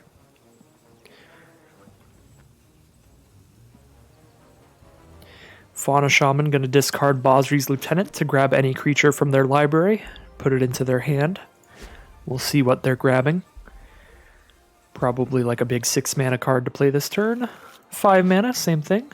Nethroi Apex of Death. If they mutate this, it is a 7 mana card that brings all of their creatures with total power 10 or less from the graveyard to the battlefield, so just bring the whole grave back. I would expect that to be the play this turn. Mutate that onto something. We'll exile whatever they mutate it onto, because that will survive a Finality, but afterwards we will have the 6 mana to cast Finality and just wrath the rest of their board next turn. Ooh, or they don't go for the mutate yet, they just drop a Chromatic Lantern. Well, playing it slowly means we'll also be playing it slowly. I'm not going to Finality until after that Nethroi goes off, now that I know that they just have that lying in wait to return essentially their whole graveyard back to the battlefield. They do have 4 mana up now, so they can't even just cast it without mutating here, so we're going to have to wait a little while.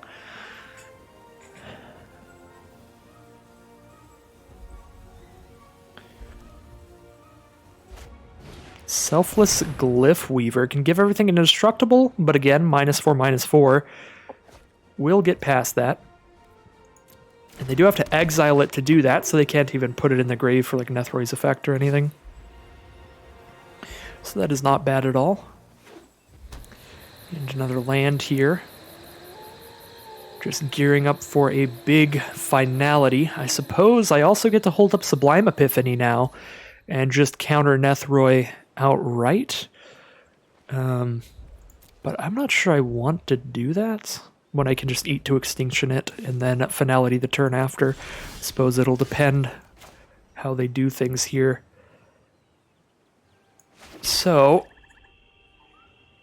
can I slam down a Liliana and play a 2/2? How safe is Liliana if I do that? I have a 3/3 and a 2/2 token to block with, so I can block like Yeheni and the Glyph Weaver. Does Nethroi have Trample? Nethroi does not have Trample, and none of their creatures on board have Trample. So, we can chump block Nethroi pretty easily. I think we can slam down a Liliana here and just use the plus ability. We'll also be completely tapped out if we do that, so that leaves them more likely to just slam the Nethroi. Yeah, I'm gonna go for it here.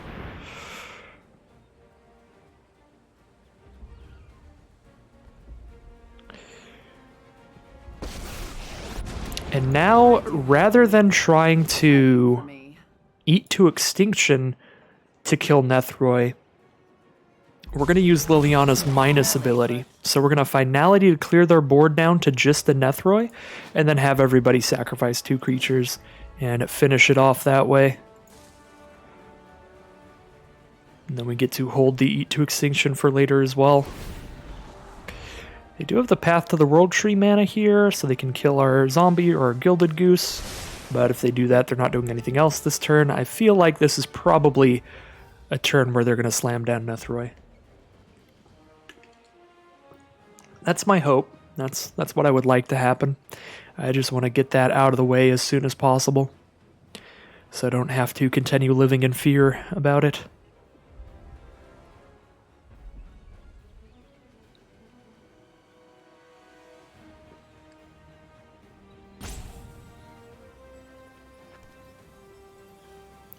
The great part of Liliana is almost no matter what happens, we'll be drawing some cards just by chump blocking with her static ability, so even if they do end up getting to kill her on some attacks, still getting value.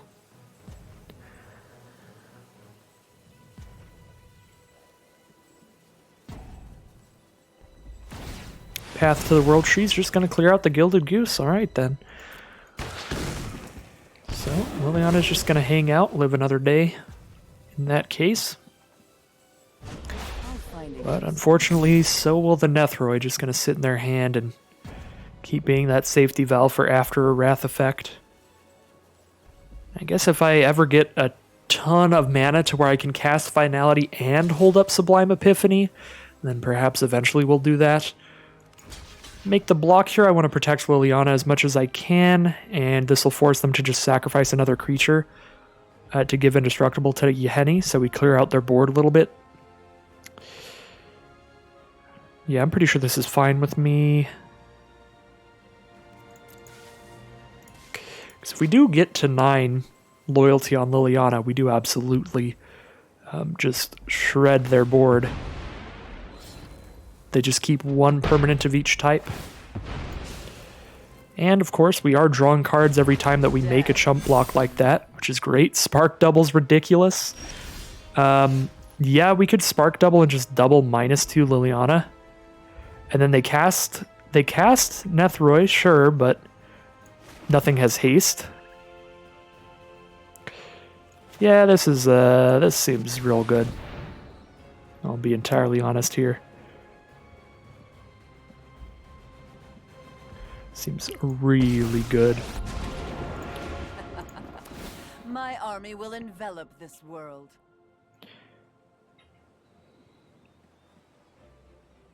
They probably just keep Yahenni here.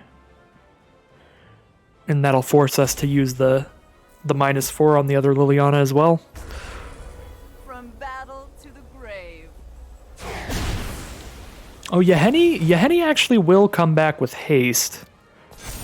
They were a lousy servant. I've learned much from you. So we do need to actually cast Find here, The battle I think, shambles. to get a chump blocker.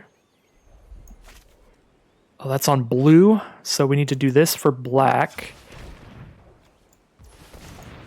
Yeah, I'm going to get a chump blocker here to make sure all my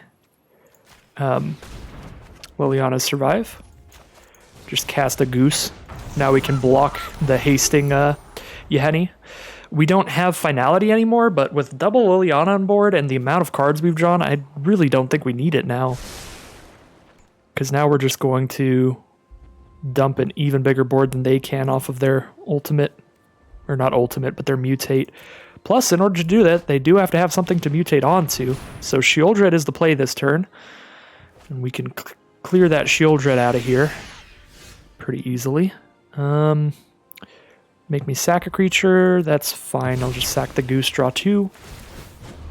Waste not, want not. I'll find a use for you. Mm. We draw Vraska, Phyrexian Arena. We just have a million cards all over the place.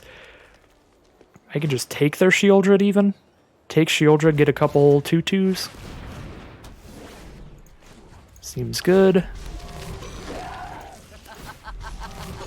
I need to play another card or I'm going to have to discard, so I guess I'll have to discard here. I can just discard Uro.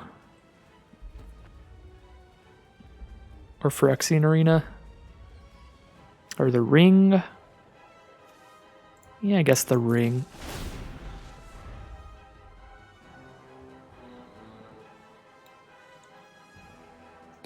See, now we're at that point we are just dropping all our big 6 mana stuff every turn.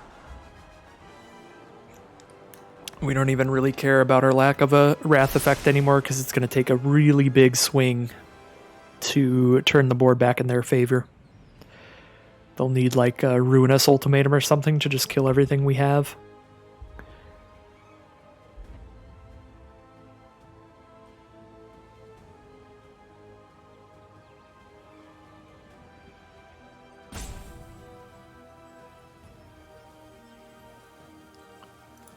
So Shieldred, one of the Praetors from New Phyrexia.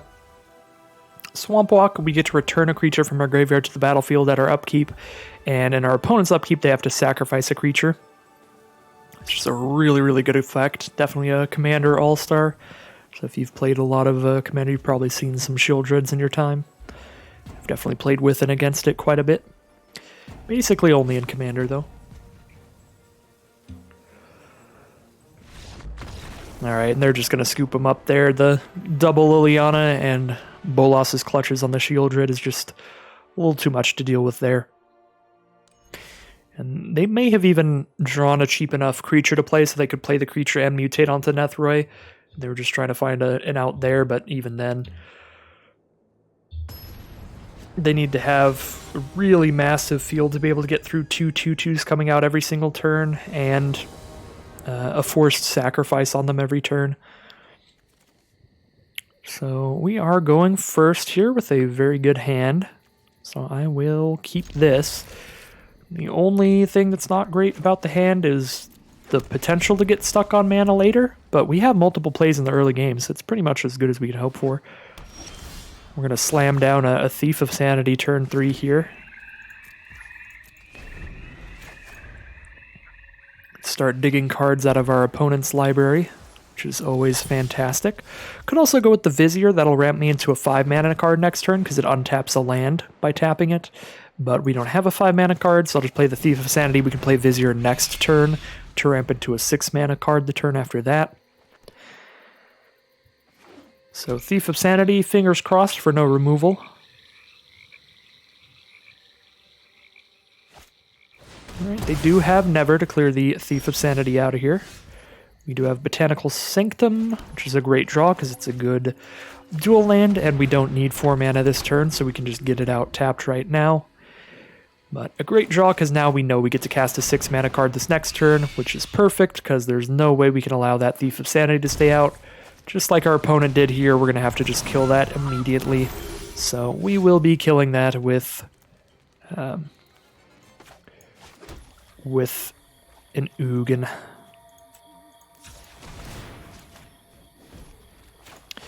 Because we definitely know the card quality of what's in our deck. And that Thief of Sanity is going to do some ridiculous things. So Ugin coming out, destroying a permanent that's 1 or more colors there. And if Ugin stays around, we just start getting some 2/2 spirits out of our library.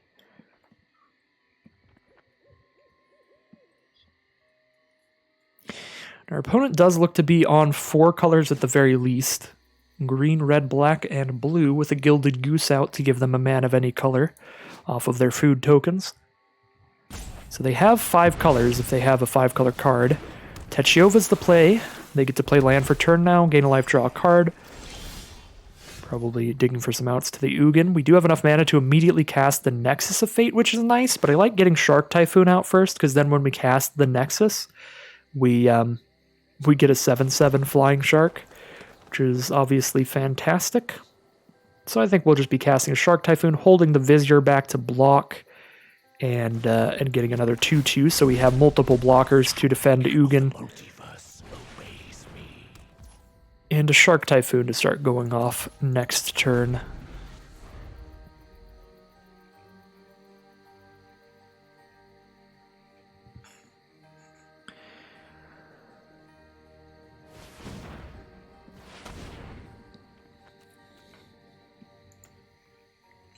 Two mana from our opponent. They may be trying to clear out all our blockers to get Ugin out of here. They do keep looking at our 2-2. So that would be sad, but we definitely have some good stuff without the Ugin still. Angrath's Rampage, have a sack of Planeswalker. Yep.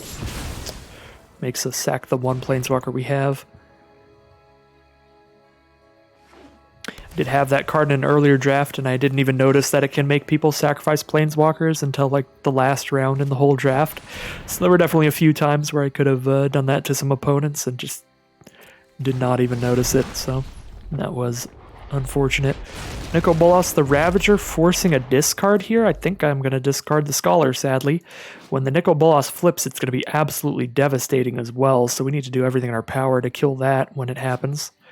Yeah, I think I'm going to have to discard the Scholar. We have nothing to bring back with it, so it's just a 5/5 flyer instead of the instant speed 5/5 flyer that also gives us an extra turn. Nexus of Fate is dramatically better in our current hand.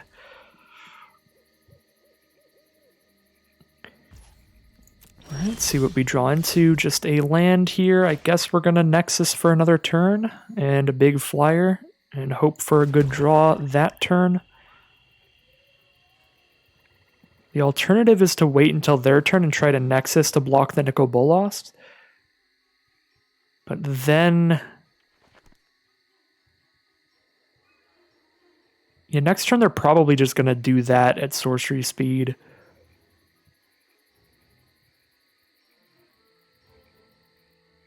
I guess they don't have anything to make us discard. Yeah, Bolas doesn't make us discard, so that's probably okay. Past turn, they might get greedy on the attack and just send it in. And if they do, there's a 7/7 Flying Shark. That's going to be our best chance to kill Bolas.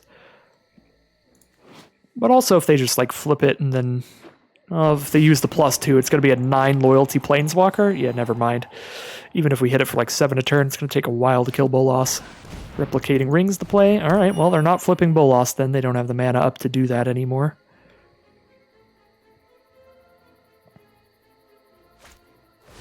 Return, exile our Scholar, and get a 2/2. Yeah, I was going to say, I doubt they attack in here because they know I have a Shark Typhoon. So we'll just Nexus of Fate now. We get 2 turns. Turn 1, we get a Spark Double. Can Spark Double the Shark. It's the best we got, and it's pretty good, so... send that Shark in. Now we'll make a 9/9 Shark, and then start our next turn. Or an 8/8 Shark.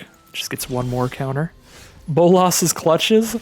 Bolas is now in Bolas's Clutches. And we get a 6/6 Shark. Well, that was a very good draw. Gilded Goose makes it not lethal this turn, but our board is insane, so they're going to need a Wrath.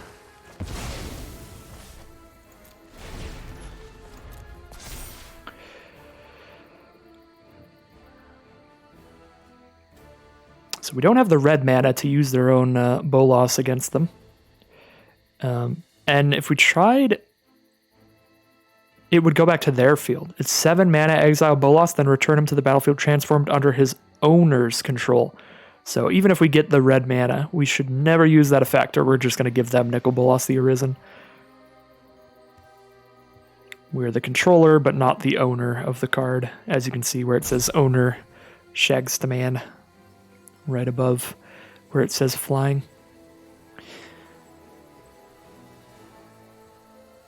So 7 life for our opponent. They need to clear out these flyers. I would expect if they have the big Wrath effect, they would have popped it immediately. So if they have a way to make it through this turn, it's going to be scraping by here most likely. So the longer this takes here, the better I'm feeling. But the fact that it has taken this long means they're probably not just dead. Probably have maybe like a flying blocker and a removal spell or something like that. Some combination of that kind of stuff. We'll see. Although I suppose I have found myself in losing positions like this, just looking for any way out, and then just not finding one and taking, a minute to do that. But earlier today, the very first game of the video, I was in a very similar position. I was like, there's just no way out here, is there? Took me about a minute and a half to think, and then I was like, well, I guess play Uro, gain some life, get another chump blocker, that gives me one more turn. And then, of course, that was the game where I did end up drawing the Nexus of Fate and then looping it over and over, so you never know here. Opponent's probably in a similar situation. There may be a way out. All right, yeah, Hostage Taker's a great start to that. A removal spell and a creature of their own all in one potentially, but they may be even wanting to just use this on like a shark token here because it'll just be permanently gone. So they will go for the Bolas. They do have the mana to recast the Bolas, but they're just going to scoop them up there. Yeah, because it would still be lethal. So they target the Bolas there, then they cast the Bolas. They have 4 mana up to do that. So they have 1 flying blocker. They block the 8/8 and take 11 plus. So just showing off the plays that they had, the best they could do there, and then scooping them up. So 5-0 now for Sultai Super Friends. Sultai Uro, Sultai Nexus, whatever you want to call it. Sultai good stuff, I guess. Fantastic record, whatever happens now. We do get our 4,000 gold right back out of this to slam right into another one of these drafts tomorrow.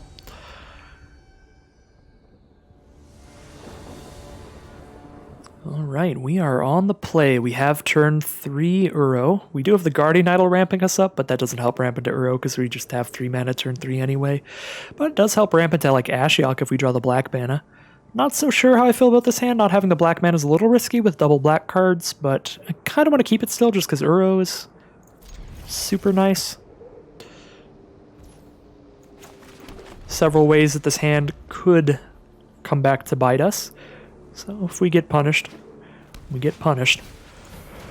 Shadow Spear, turn 1 from our opponent. Well, I am on high alert now. We see an equipment that gives +1/+1 trample lifelink. We're likely seeing an aggressive deck here. And there they go with a Glint Sleeve Siphoner, turn 2. A 2/1 menace. When it enters the battlefield or attacks, gives them an energy. By spending 2 of that energy, they draw a card and lose a life. So a very good aggressive card there. Very scary stuff all around.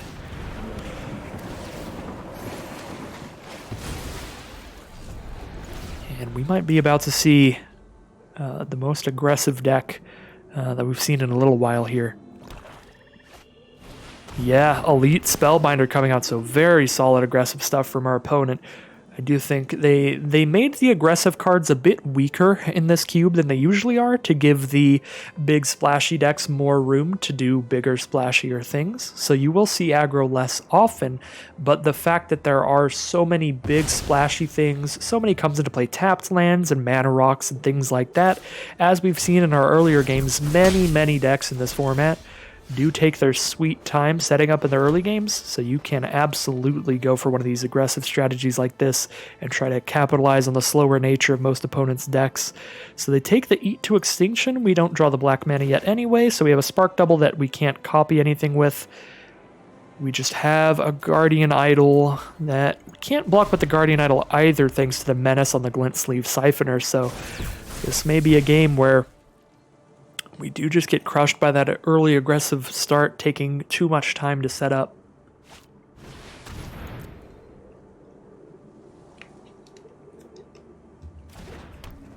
Alright, Heraldic Banner on white, giving Elite Spellbinder +1/+0, attacking in for 6 now, again with the Menace, the Spark Double, or the Guardian Idol won't be blocking the Siphoner. Botanical Sanctum. Alright, well, may just be over here. This was a risky keep, looking for that black mana. That was a risk I was willing to take here, but it looks like it has not panned out for us here, which is entirely of my own volition.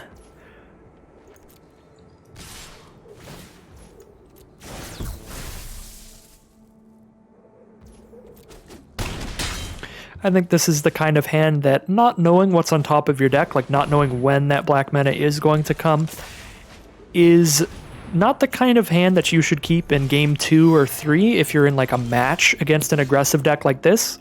But if you're against like a slower deck, like a lot of what we've been facing today, I think it was a fine keep.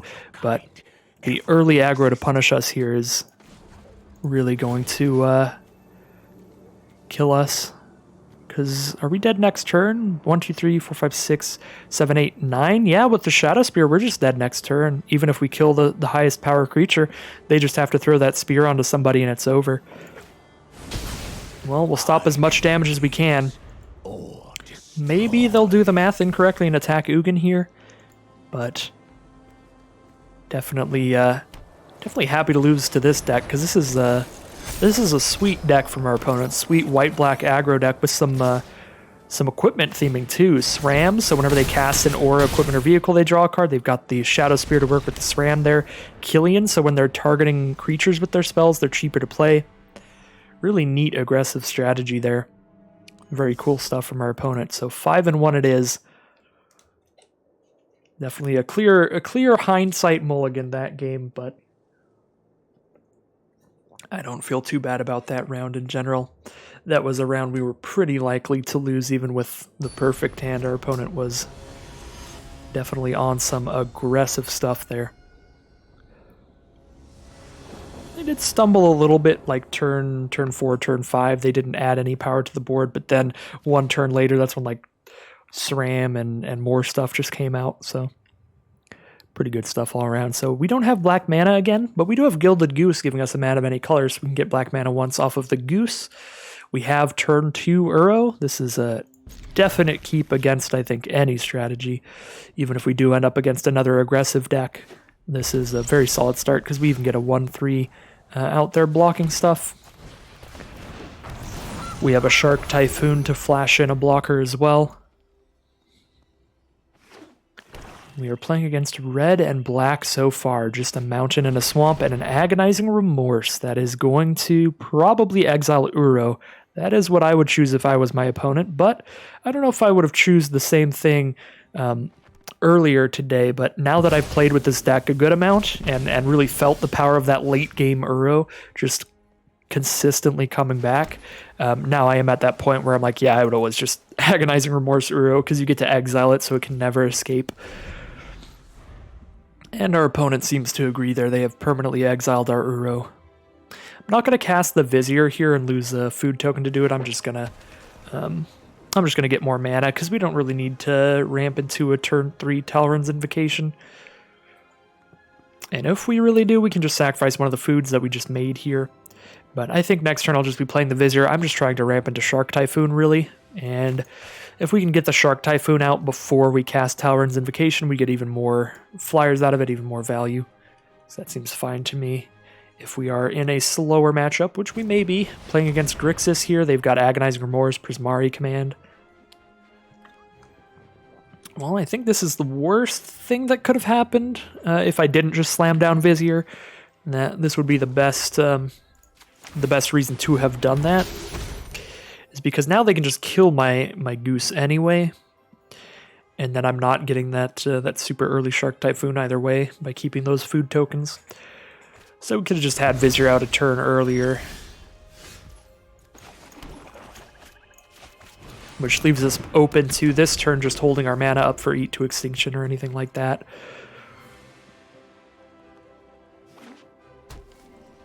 Swamp, definitely a good draw. We draw Varagoth as well. We have 5 mana now. We do have double blue thanks to Vizier untapping a land, so we could just play Invocation. I think I'll just cast Varagoth. I don't really want to hold up Eat to Extinction. There doesn't seem to be a great reason to do so. I guess it does get rid of Planeswalkers, so if they are playing a bunch of Bolosses, it would be good to get rid of. But Varagoth here can guarantee us that we hit the mana for Shark Typhoon. Or I suppose guarantee to us that we can hit that. Enter the God Eternal is going to shoot Varagoth, gain a bunch of life, and get a 4/4 zombie army. They did mill our Nexus of Fate, so at least it milled us only 3 cards instead of 4, because Nexus does get shuffled in, which is kind of cute, but losing the Varagoth is definitely a bummer here. Now we don't get to set up our next draws and hit what we need. We can still cycle Shark Typhoon, I suppose, as a 3/3, but that doesn't seem awesome. We can eat their 4/4. That also doesn't seem awesome. I think I'm just passing. Maybe eating some food. Just snacking. Well, there's Nicol Bolas. I believe I'm going to eat Nicobolas here. Do I get rid of the Scholar because we're so far away from casting it? Scholar would be able to recast Talron's Invocation. We have 5 mana now. We need 2 more mana to hit Scholar. Yeah, I think I'm getting rid of Scholar. It just seems too far away to me.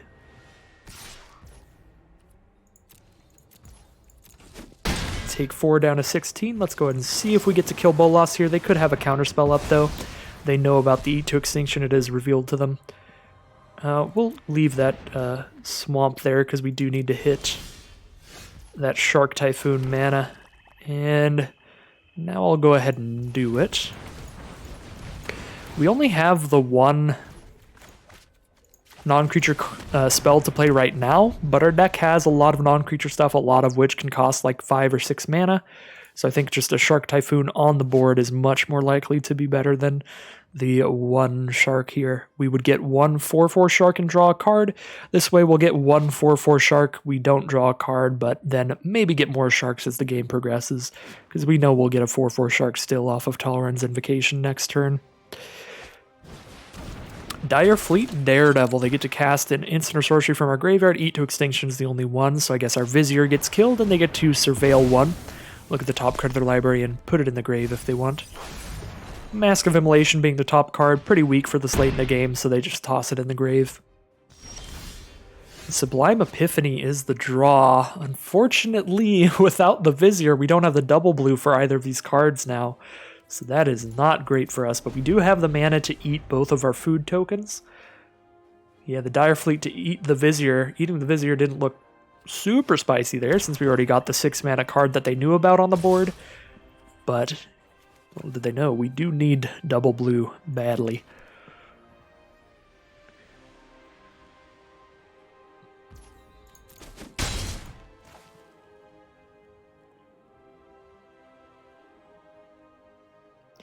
So we'll take 6 here and then start eating food in their end step.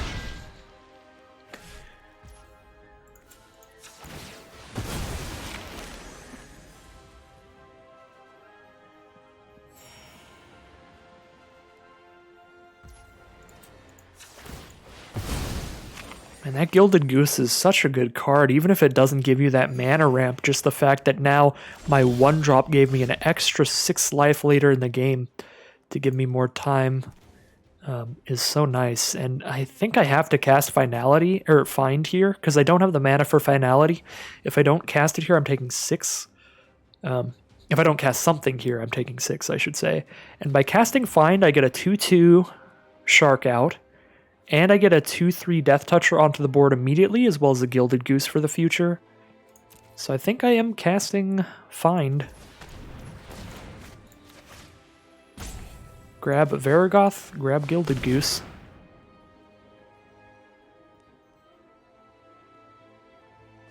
So there's our 2/2.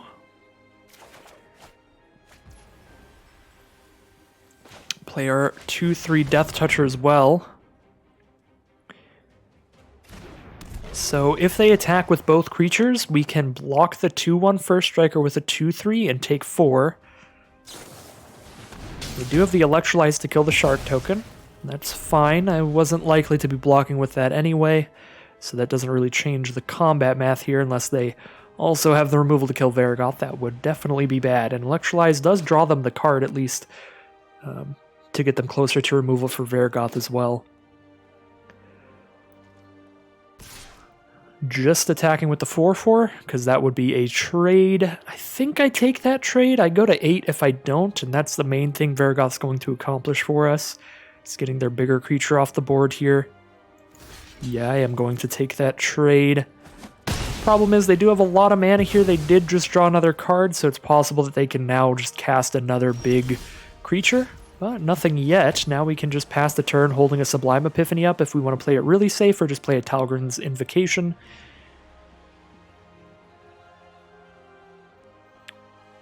The problem with passing and leaving Sublime Epiphany up is then if our opponent isn't planning on playing anything proactive, if they just have removal or something in their hand, or counterspells, then they just start attacking with the 2/1, and we can't really do anything about it, because I'm not going to blow the Sublime Epiphany to just block the 2/1 here, because I really want to hold that to be able to counter something bad from them. So I think I'm going to go Talron's Invocation and Gilded Goose here.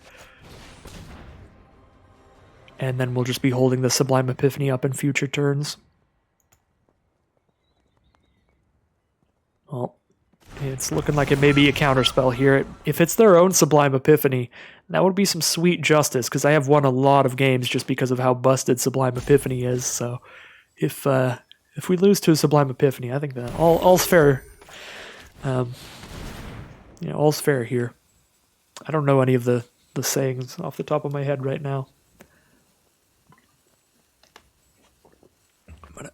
I was thinking of some saying that's like all's fair when something, something, something, or in something. All right. Is it time for Sublime Epiphany? They do not have the Sublime Epiphany, which is very good for us because of how bad for us Sublime Epiphany would be, because they get to counter the spell, counter the activated ability, so I don't even get the shark, bounce the other shark that I got, or bounce the Gilded Goose I just played. And get another Daredevil, and when they get another Daredevil, they can get a Talron's Invocation or something. Kolagon's Command! Oh no. This card is so deceptively good. Every time that my opponent has played it against me, it has always been a disaster for me. So this is a card that definitely performs even better than it looks. There, of course, killing a shark and making me discard a card. And then the dispersal there to clear out the Shark Typhoon, throw that back into my hand, and Every exploit ripple and make me discard it.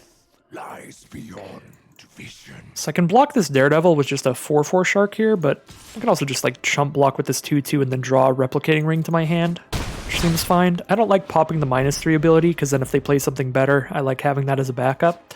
I think I'm just going to keep plussing Ugin, and that essentially is the same as killing this Daredevil, because then I just keep blocking, and every time I do that, I'm drawing a card, because I draw the card that I've exiled under the 2/2. So Ugin is really nice here. That was a very good top deck to counteract the fact that my opponent had dealt with all of my big threats on board there.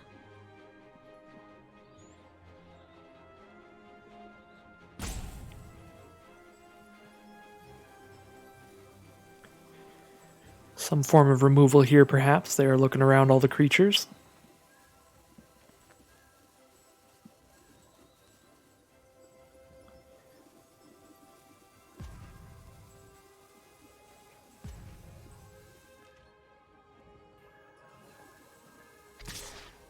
Send in the Daredevil, just block and draw a Replicating Ring.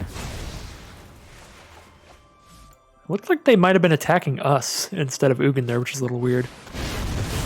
Alright, they were just going to Hour of Devastation and kill everything anyway. That's why they sent the attack to us. Well, we just have a Replicating Ring here. They have 2 cards in hand. Maybe they play around a counter if I just hold here. If I just hold the card in hand, I should say. So, Zareth San. When it deals combat damage to a player, put a permanent from that player's graveyard onto the battlefield under your control. This is the good position for the Zareth. The card that I did pass up because I feel like just a lot of time there's going to be stuff on the board, but there's nothing on the board now, so if Zareth hits us, they get an Ugin, or they get a Shark Typhoon, or a Scholar. Yep. That would be pretty much an immediate lethal attack in terms of the sheer amount of stuff they're going to get back by hitting us. And just the land there, I think, is going to close this one out. Zareth hits us, they probably get Scholar of the Lost Trove, and by getting the Scholar, they get to then return a thing from their grave. They can recast a Dispersal or a Kolagon's Command or enter the God Eternals, a bunch of big stuff. So Zareth is very much going to kill us here. But yeah, I think I'm still fine with not having taken a Zareth, because the thing you have to think about here is, like, Zareth is really good here because there's nothing on my board. So Zareth is doing really well because my opponent's already in a winning position. Whereas, like, all the Planeswalkers and stuff that we were picking up, the really good thing about the Planeswalkers is they're obviously exceptional if we're in a winning position on an empty board like this, but they also help out when we're losing. Like, Ugin has constantly been helping us by just killing something even in the worst case scenario plays. So Zareth is clearly doing some insane stuff here, but Zareth's not the kind of card that is good at like all points of the game. Just in the positions where you're already having a pretty good time. When your opponent's board is empty and you can get in with a 4/4 that doesn't have evasion. Alright, enter the God Eternal is going to deal 4 to the Scholar, because they have to target something with that, so they get to keep the Scholar around still, mill us, and get another 4/4 out. Land for turn, and final draw of the game. Just another land, going to close that one out. 5 and 2, I believe. So I think we're still in it. Still in the draft to get some more wins if we can. Yep, 5 and 2 here. Heading into round 8. It has been quite a long draft here. We are over the 2-hour mark. So, obviously, I can't, in hindsight, recommend stopping, grabbing a drink, maybe finishing the draft tomorrow, because now we're in the end game. We're 2 hours in already. You're stuck with me now, but sometimes when I realize the draft is going to go very long, we're a more controlling deck and we're winning a lot and losing some, to make it be a lot of rounds, I will recommend just split off in the middle, do this draft in a couple days. Multi-day video here. Oh, yeah. Well, this is a chonky draft. All right, so we are heading into what may be the last round. It will be if we lose. Otherwise, we do still get to go a couple more games. Do need 2 more to get a 7-win run. So let's see here. This hand we have Guardian Idol to ramp into Nissa. We have a Thief of Sanity if we hit a black mana. But we've had some issues before not hitting the 3rd color, costing us the game, so we could mulligan this, because if we don't hit that 3rd color, we aren't doing anything until turn 4, which can be a problem even against some slower decks. That is very slow. Especially because Nissa does not do all that much by herself. She's definitely better later when you can return cards from your graveyard as well as create 5/5s. But just by herself, all she is basically a 5-mana 5/5 that maybe starts drawing us cards off of landfall, which is not that exciting. I think I will mulligan this, actually. Yeah, this is definitely worse, but we do have a Replicating Ring here, so we can get rid of Phyrexian Arena. That's the only off-colored card. And then if we hit any land, we drop a Replicating Ring. Again, the hand's pretty slow, but Talrun's Invocation is castable as soon as we cast the ring. So 1 more land means that we get to cast Replicating Ring, we get to cast Talrun's Invocation, hopefully use those 2/2s to trade off to give us the time to hit the big spells. If we make it to our late game, Sublime Epiphany, and then casting Sublime Epiphany again off of Scholar of the Lost Trove, it's definitely a way to try to win a game, so I might keep this one. Mulliganing to 5 is obviously a big hit in terms of the amount of cards you start with, so it's very painful, even if our mana is perfect and like we know what we're doing in the early game there. So I think for that reason I am going to hold this 6. Definitely a risky keep, definitely a fingers crossed kind of keep here. But I'm not sure statistically a multi-5 is going to be that much better here.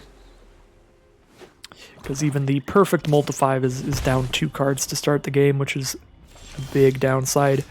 Well, Guardian's Idol's a very good draw here. That makes sure that we can cast that Replicating Ring. And if we hit the basic land next turn, then we get to cast Talrun's Invocation next turn.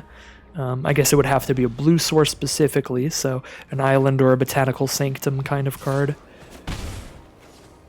But if we don't, we have Replicating Ring, and we know that we get to cast more stuff later. We did hit that Replicating Ring. Well, we did hit the land for turn and cast Replicating Ring here, so now we have 5 mana. We're only 1 mana away from Sublime Epiphany. Replicating Ring, adding a mana of any color, means that, yeah, we just need any land now, and we've made it to our 6 mana plays. If we don't hit a land, we still get to cast Invocation and get some blockers on this board against this more aggressive Orzhov strategy. Orzhov being white and black. Felidar Retreat. Oh dear.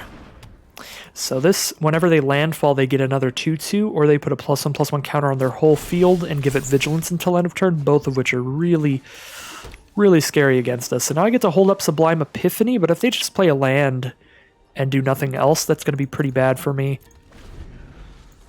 But if they play another card trying to be pretty aggressive, Sublime Epiphany will be good here. We don't get to copy a creature with Epiphany, which is obviously not great.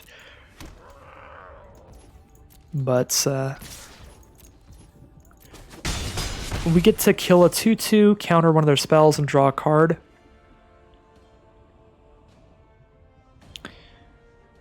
They see that we have 6 mana up. They could play around the Epiphany here. That might be what this is. We're 1 mana away from Nexus of Fate as well, which will be good. Go for a Stone Coil Serpent. That can be countered, so we will counter it. Counter that, bounce one of their tokens, and draw a card. Very good Sublime Epiphany there. Now we draw into an Ugin. We do hit the Blooming Marsh, so now we have 7 mana for Scholar of the Lost Trove or Nexus of Fate next turn. For now, we can either Talron's Invocation or cast Ugin. If I cast Ugin, I can kill the Felidar Retreat, but then Ugin will die to the 1/1s they have. With a Scholar coming out next turn, I think I'm okay with that. Because I really don't want these all to be like 2/2s. I guess Ugin is really good with Nexus of Fate, though, because then we get to use Ugin's effect twice. So maybe I just get 2/2s.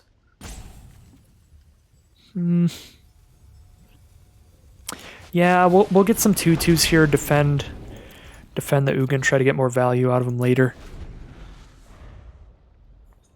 Blowing up the Felidar Retreat is definitely an option, though, because if we do that, there's just a pretty piddly field from them. But as long as that's around, every land they hit can make the field very dangerous.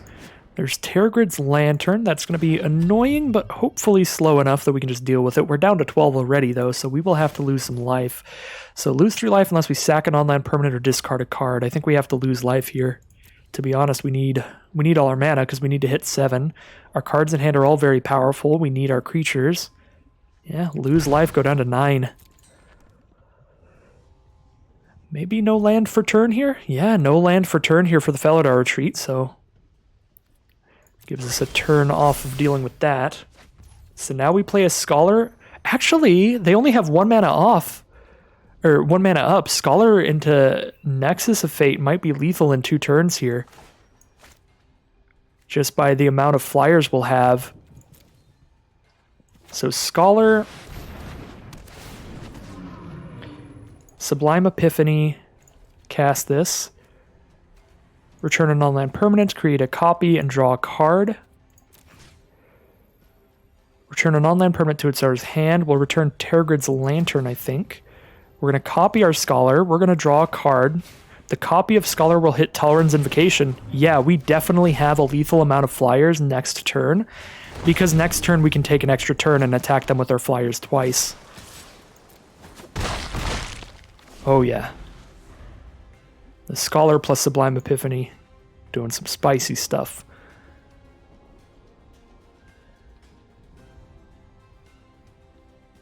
So they can like replay the Lantern here. They Agonizing Remorse us for the Nexus of Fate, so we don't have immediate lethal anymore, do we? 10 plus... Oh wait, yeah we do. My math is so wrong. I was so obsessed with the Nexus of Fate, I didn't realize I just already have lethal. 10... 11, 12, 13, 14, 15, 16, 17, 18 flying damage out. -5, that's 13 flying damage. So not lethal anymore, but we can put them to 2 now. So we're still in a very good spot. We do have an Ugin, we have a Varagoth. They know about these, we'll just play them to be nice and defensive here. Blow up the Felidar Retreat, so nothing bad can happen there. Be gone, interloper. Send all that in for lethal next turn. But now we're tapped out. But just some 1-power creatures. Looking pretty good here. Sitting pretty.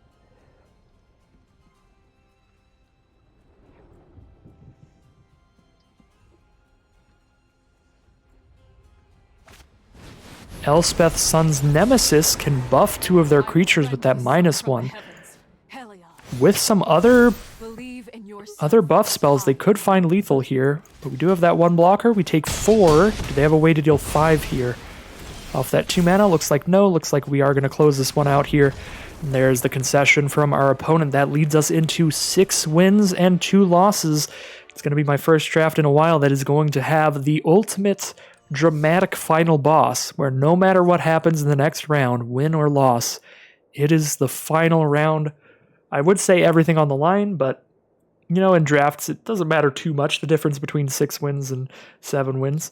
I think we're already getting 5,000 gold. We get 6,000 if we win this next one. So, you know, technically no pressure, but this is for the trophy here. 7 and 2 or 6 and 3. It's all decided here. We will be playing first with a real slow hand here, but it has all of our colors. We have a Vraska turn 4 if we draw 1 more mana. If we don't, we can Shark Typhoon for a 1/1 and draw a card and try to use that to get to our higher mana costs. Of course, if we make it to high mana, we have very powerful plays, Bolos's Clutches and Scholar. Although Scholar doesn't have anything to bring back, we don't have a lot of targets for Scholar in our deck. I think I will keep this because the mana is good, and that is very important. But if we're against like red aggro, we could have this game decided for us very quickly in these early turns.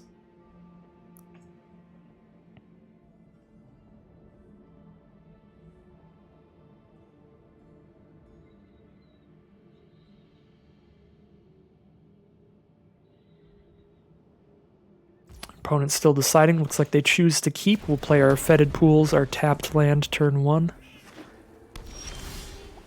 We do hit a land, so we've made it to 4 mana. We know we can cast Vraska this game, if nothing else. White and blue from our opponent. They're going to start things off with a Ghostly Pilferer. They can discard a card to make it unblockable till end of turn. So even if we flash in a shark to try to block that, they can respond by discarding a card before we go to blockers. So Shark Typhoon not really going to help against that unless we really just want them to discard a card. Probably not. We'll probably just kill that with Vraska. It depends on what they play this turn. If they play another good creature or anything else more dangerous, we'll have to blow that up with Vraska instead. But for now, the plan is to kill Ghostly Pilferer with Vraska. Does let them draw a card whenever it untaps if they spend 2. So chart a course here, draw 2 cards, then discard a card if they didn't attack this turn, but they did, so no discard required. And they are still stuck on 3 mana there. They played first, right? I think. I may be wrong on that. Okay, so we have the 4 mana, just play Vraska, clear out the Pilferer, I believe. We even have 5 mana now next turn, so we're only 1 mana away from just doing our kind of thing with this deck, which is play a bunch of big, powerful, explosive 6 mana cards. That interests me. Lucky you. So Vraska clears out the Pilferer. 8 cards in hand for our opponent now.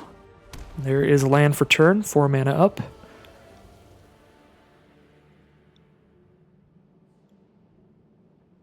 They're checking out the Vraska, seeing what she can do. Not a lot. Mainly just the -3 removal that's very good with Vraska, because we can do it multiple times. If she survives for a while, we get to +2 her again.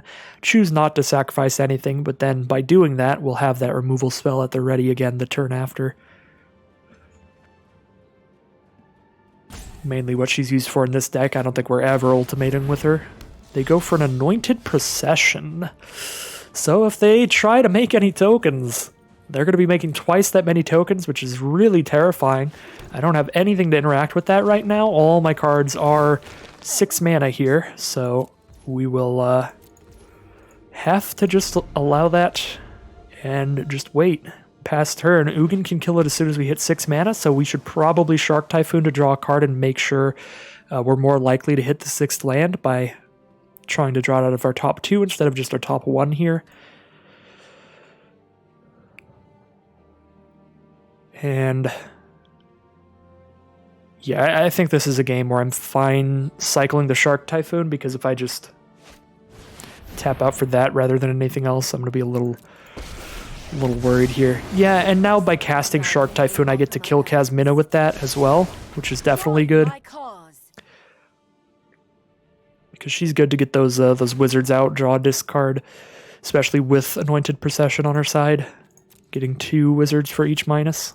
So yeah, we'll play Shark Typhoon, where X equals 3.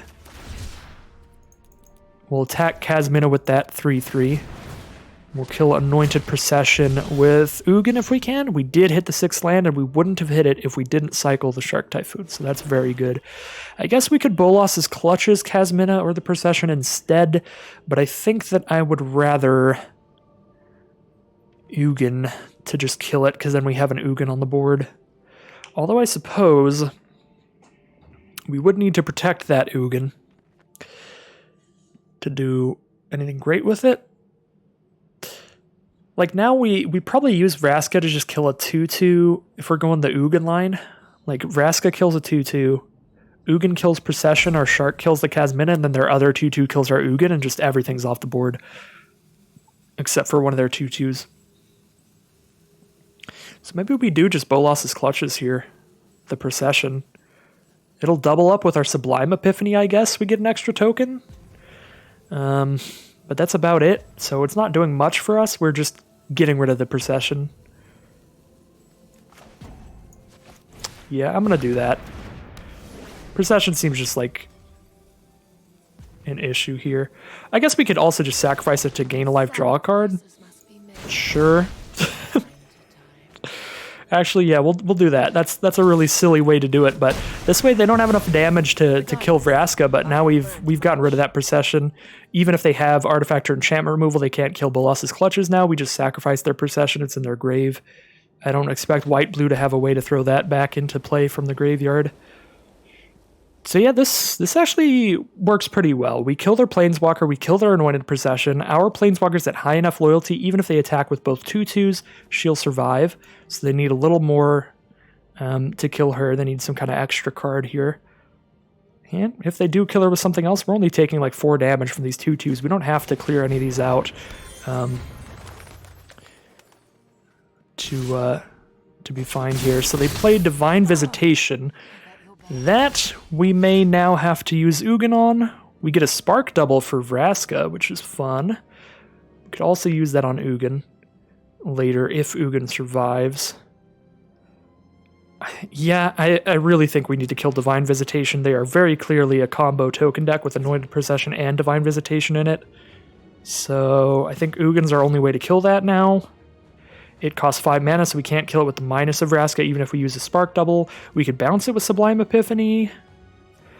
Yeah, you know, that's actually an argument. We can just counter whatever they use to make tokens and bounce Divine Visitation, really slow them down with that, and get another Shark. Draw some cards.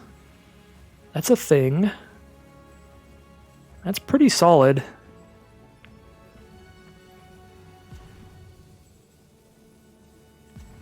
Yeah. Ends justify the means. I don't know, I'm still real scared of that thing though, because I could also just hold on to Sublime Epiphany for later if I just clear out the Visitation now. I don't know. I'm gonna hold on to the Sublime Epiphany. We'll see what happens here. If this blows up in my face, it's entirely my fault. But this sets us up to, as soon as we hit another land for Scholar, do that big Scholar play with Sublime Epiphany again. Although, I guess it doesn't actually work that well with Scholar because we don't have another instant or sorcery in our grave to cast with the Scholar. We would just be casting the Epiphany instead of doing the double up by making a copy of Scholar and copying another one from our grave. So we could have tapped out for like Finality there to make a 5/5 Flying Shark and just clear their board, but then whatever they cast with Visitation is going to go off. Multiple choice. Scry 1, draw a card. They get a 4/4 Flying Angel from Divine Visitation. They make me bounce my Shark token. That does enough stuff. I'm gonna Epiphany here, I think. This is not that strong of an Epiphany, but I think it's still definitely better than not doing it. Because we throw that Visitation back in their hand. They're gonna be slowed down a lot by that. Now we have 2 3/3s to block their 2 2/2s. They can't even sacrifice one of them to hit Vraska for 2 here. We can block both. We draw into Nexus of Fate, which is busted with Planeswalkers out, and we have an Ugin to cast as well. So that is excellent. Yeah, we're doing absolutely swimmingly here. And now we can just cast Ugin and get a token out of Ugin. not a token, but a 2/2 to block those 2/2s of theirs. If I want to draw this Thief of Sanity, I could sacrifice the Spirit token, but I don't really want to. I'd rather be able to block one of their attackers. We can just start attacking in the sky. I don't even know if I need a Thief of Sanity here. Like, we're going to be casting big 6 and 7 mana spells instead. We'll cast Nexus, Scholar of the Lost Trove. We have a lot of cards we'd like to play before we're casting a Thief of Sanity here. So we'll leave it trapped under our 2/2 Spirit so we can block and protect our Planeswalkers. And even if this gets cleared out, they only have 4 power on the board against 5 loyalty Planeswalkers. So we are sitting quite pretty here. But Baral's Expertise will bounce all the creatures, and they're all tokens, so they're all permanently dead. They get to cast Talron's Invocation for free now. But again, we do get to keep all our Planeswalkers out. They can whittle them down a bit, though. But they're all safe here. So they hit Ugin with both. Put Ugin to 1, so Ugin cannot -3.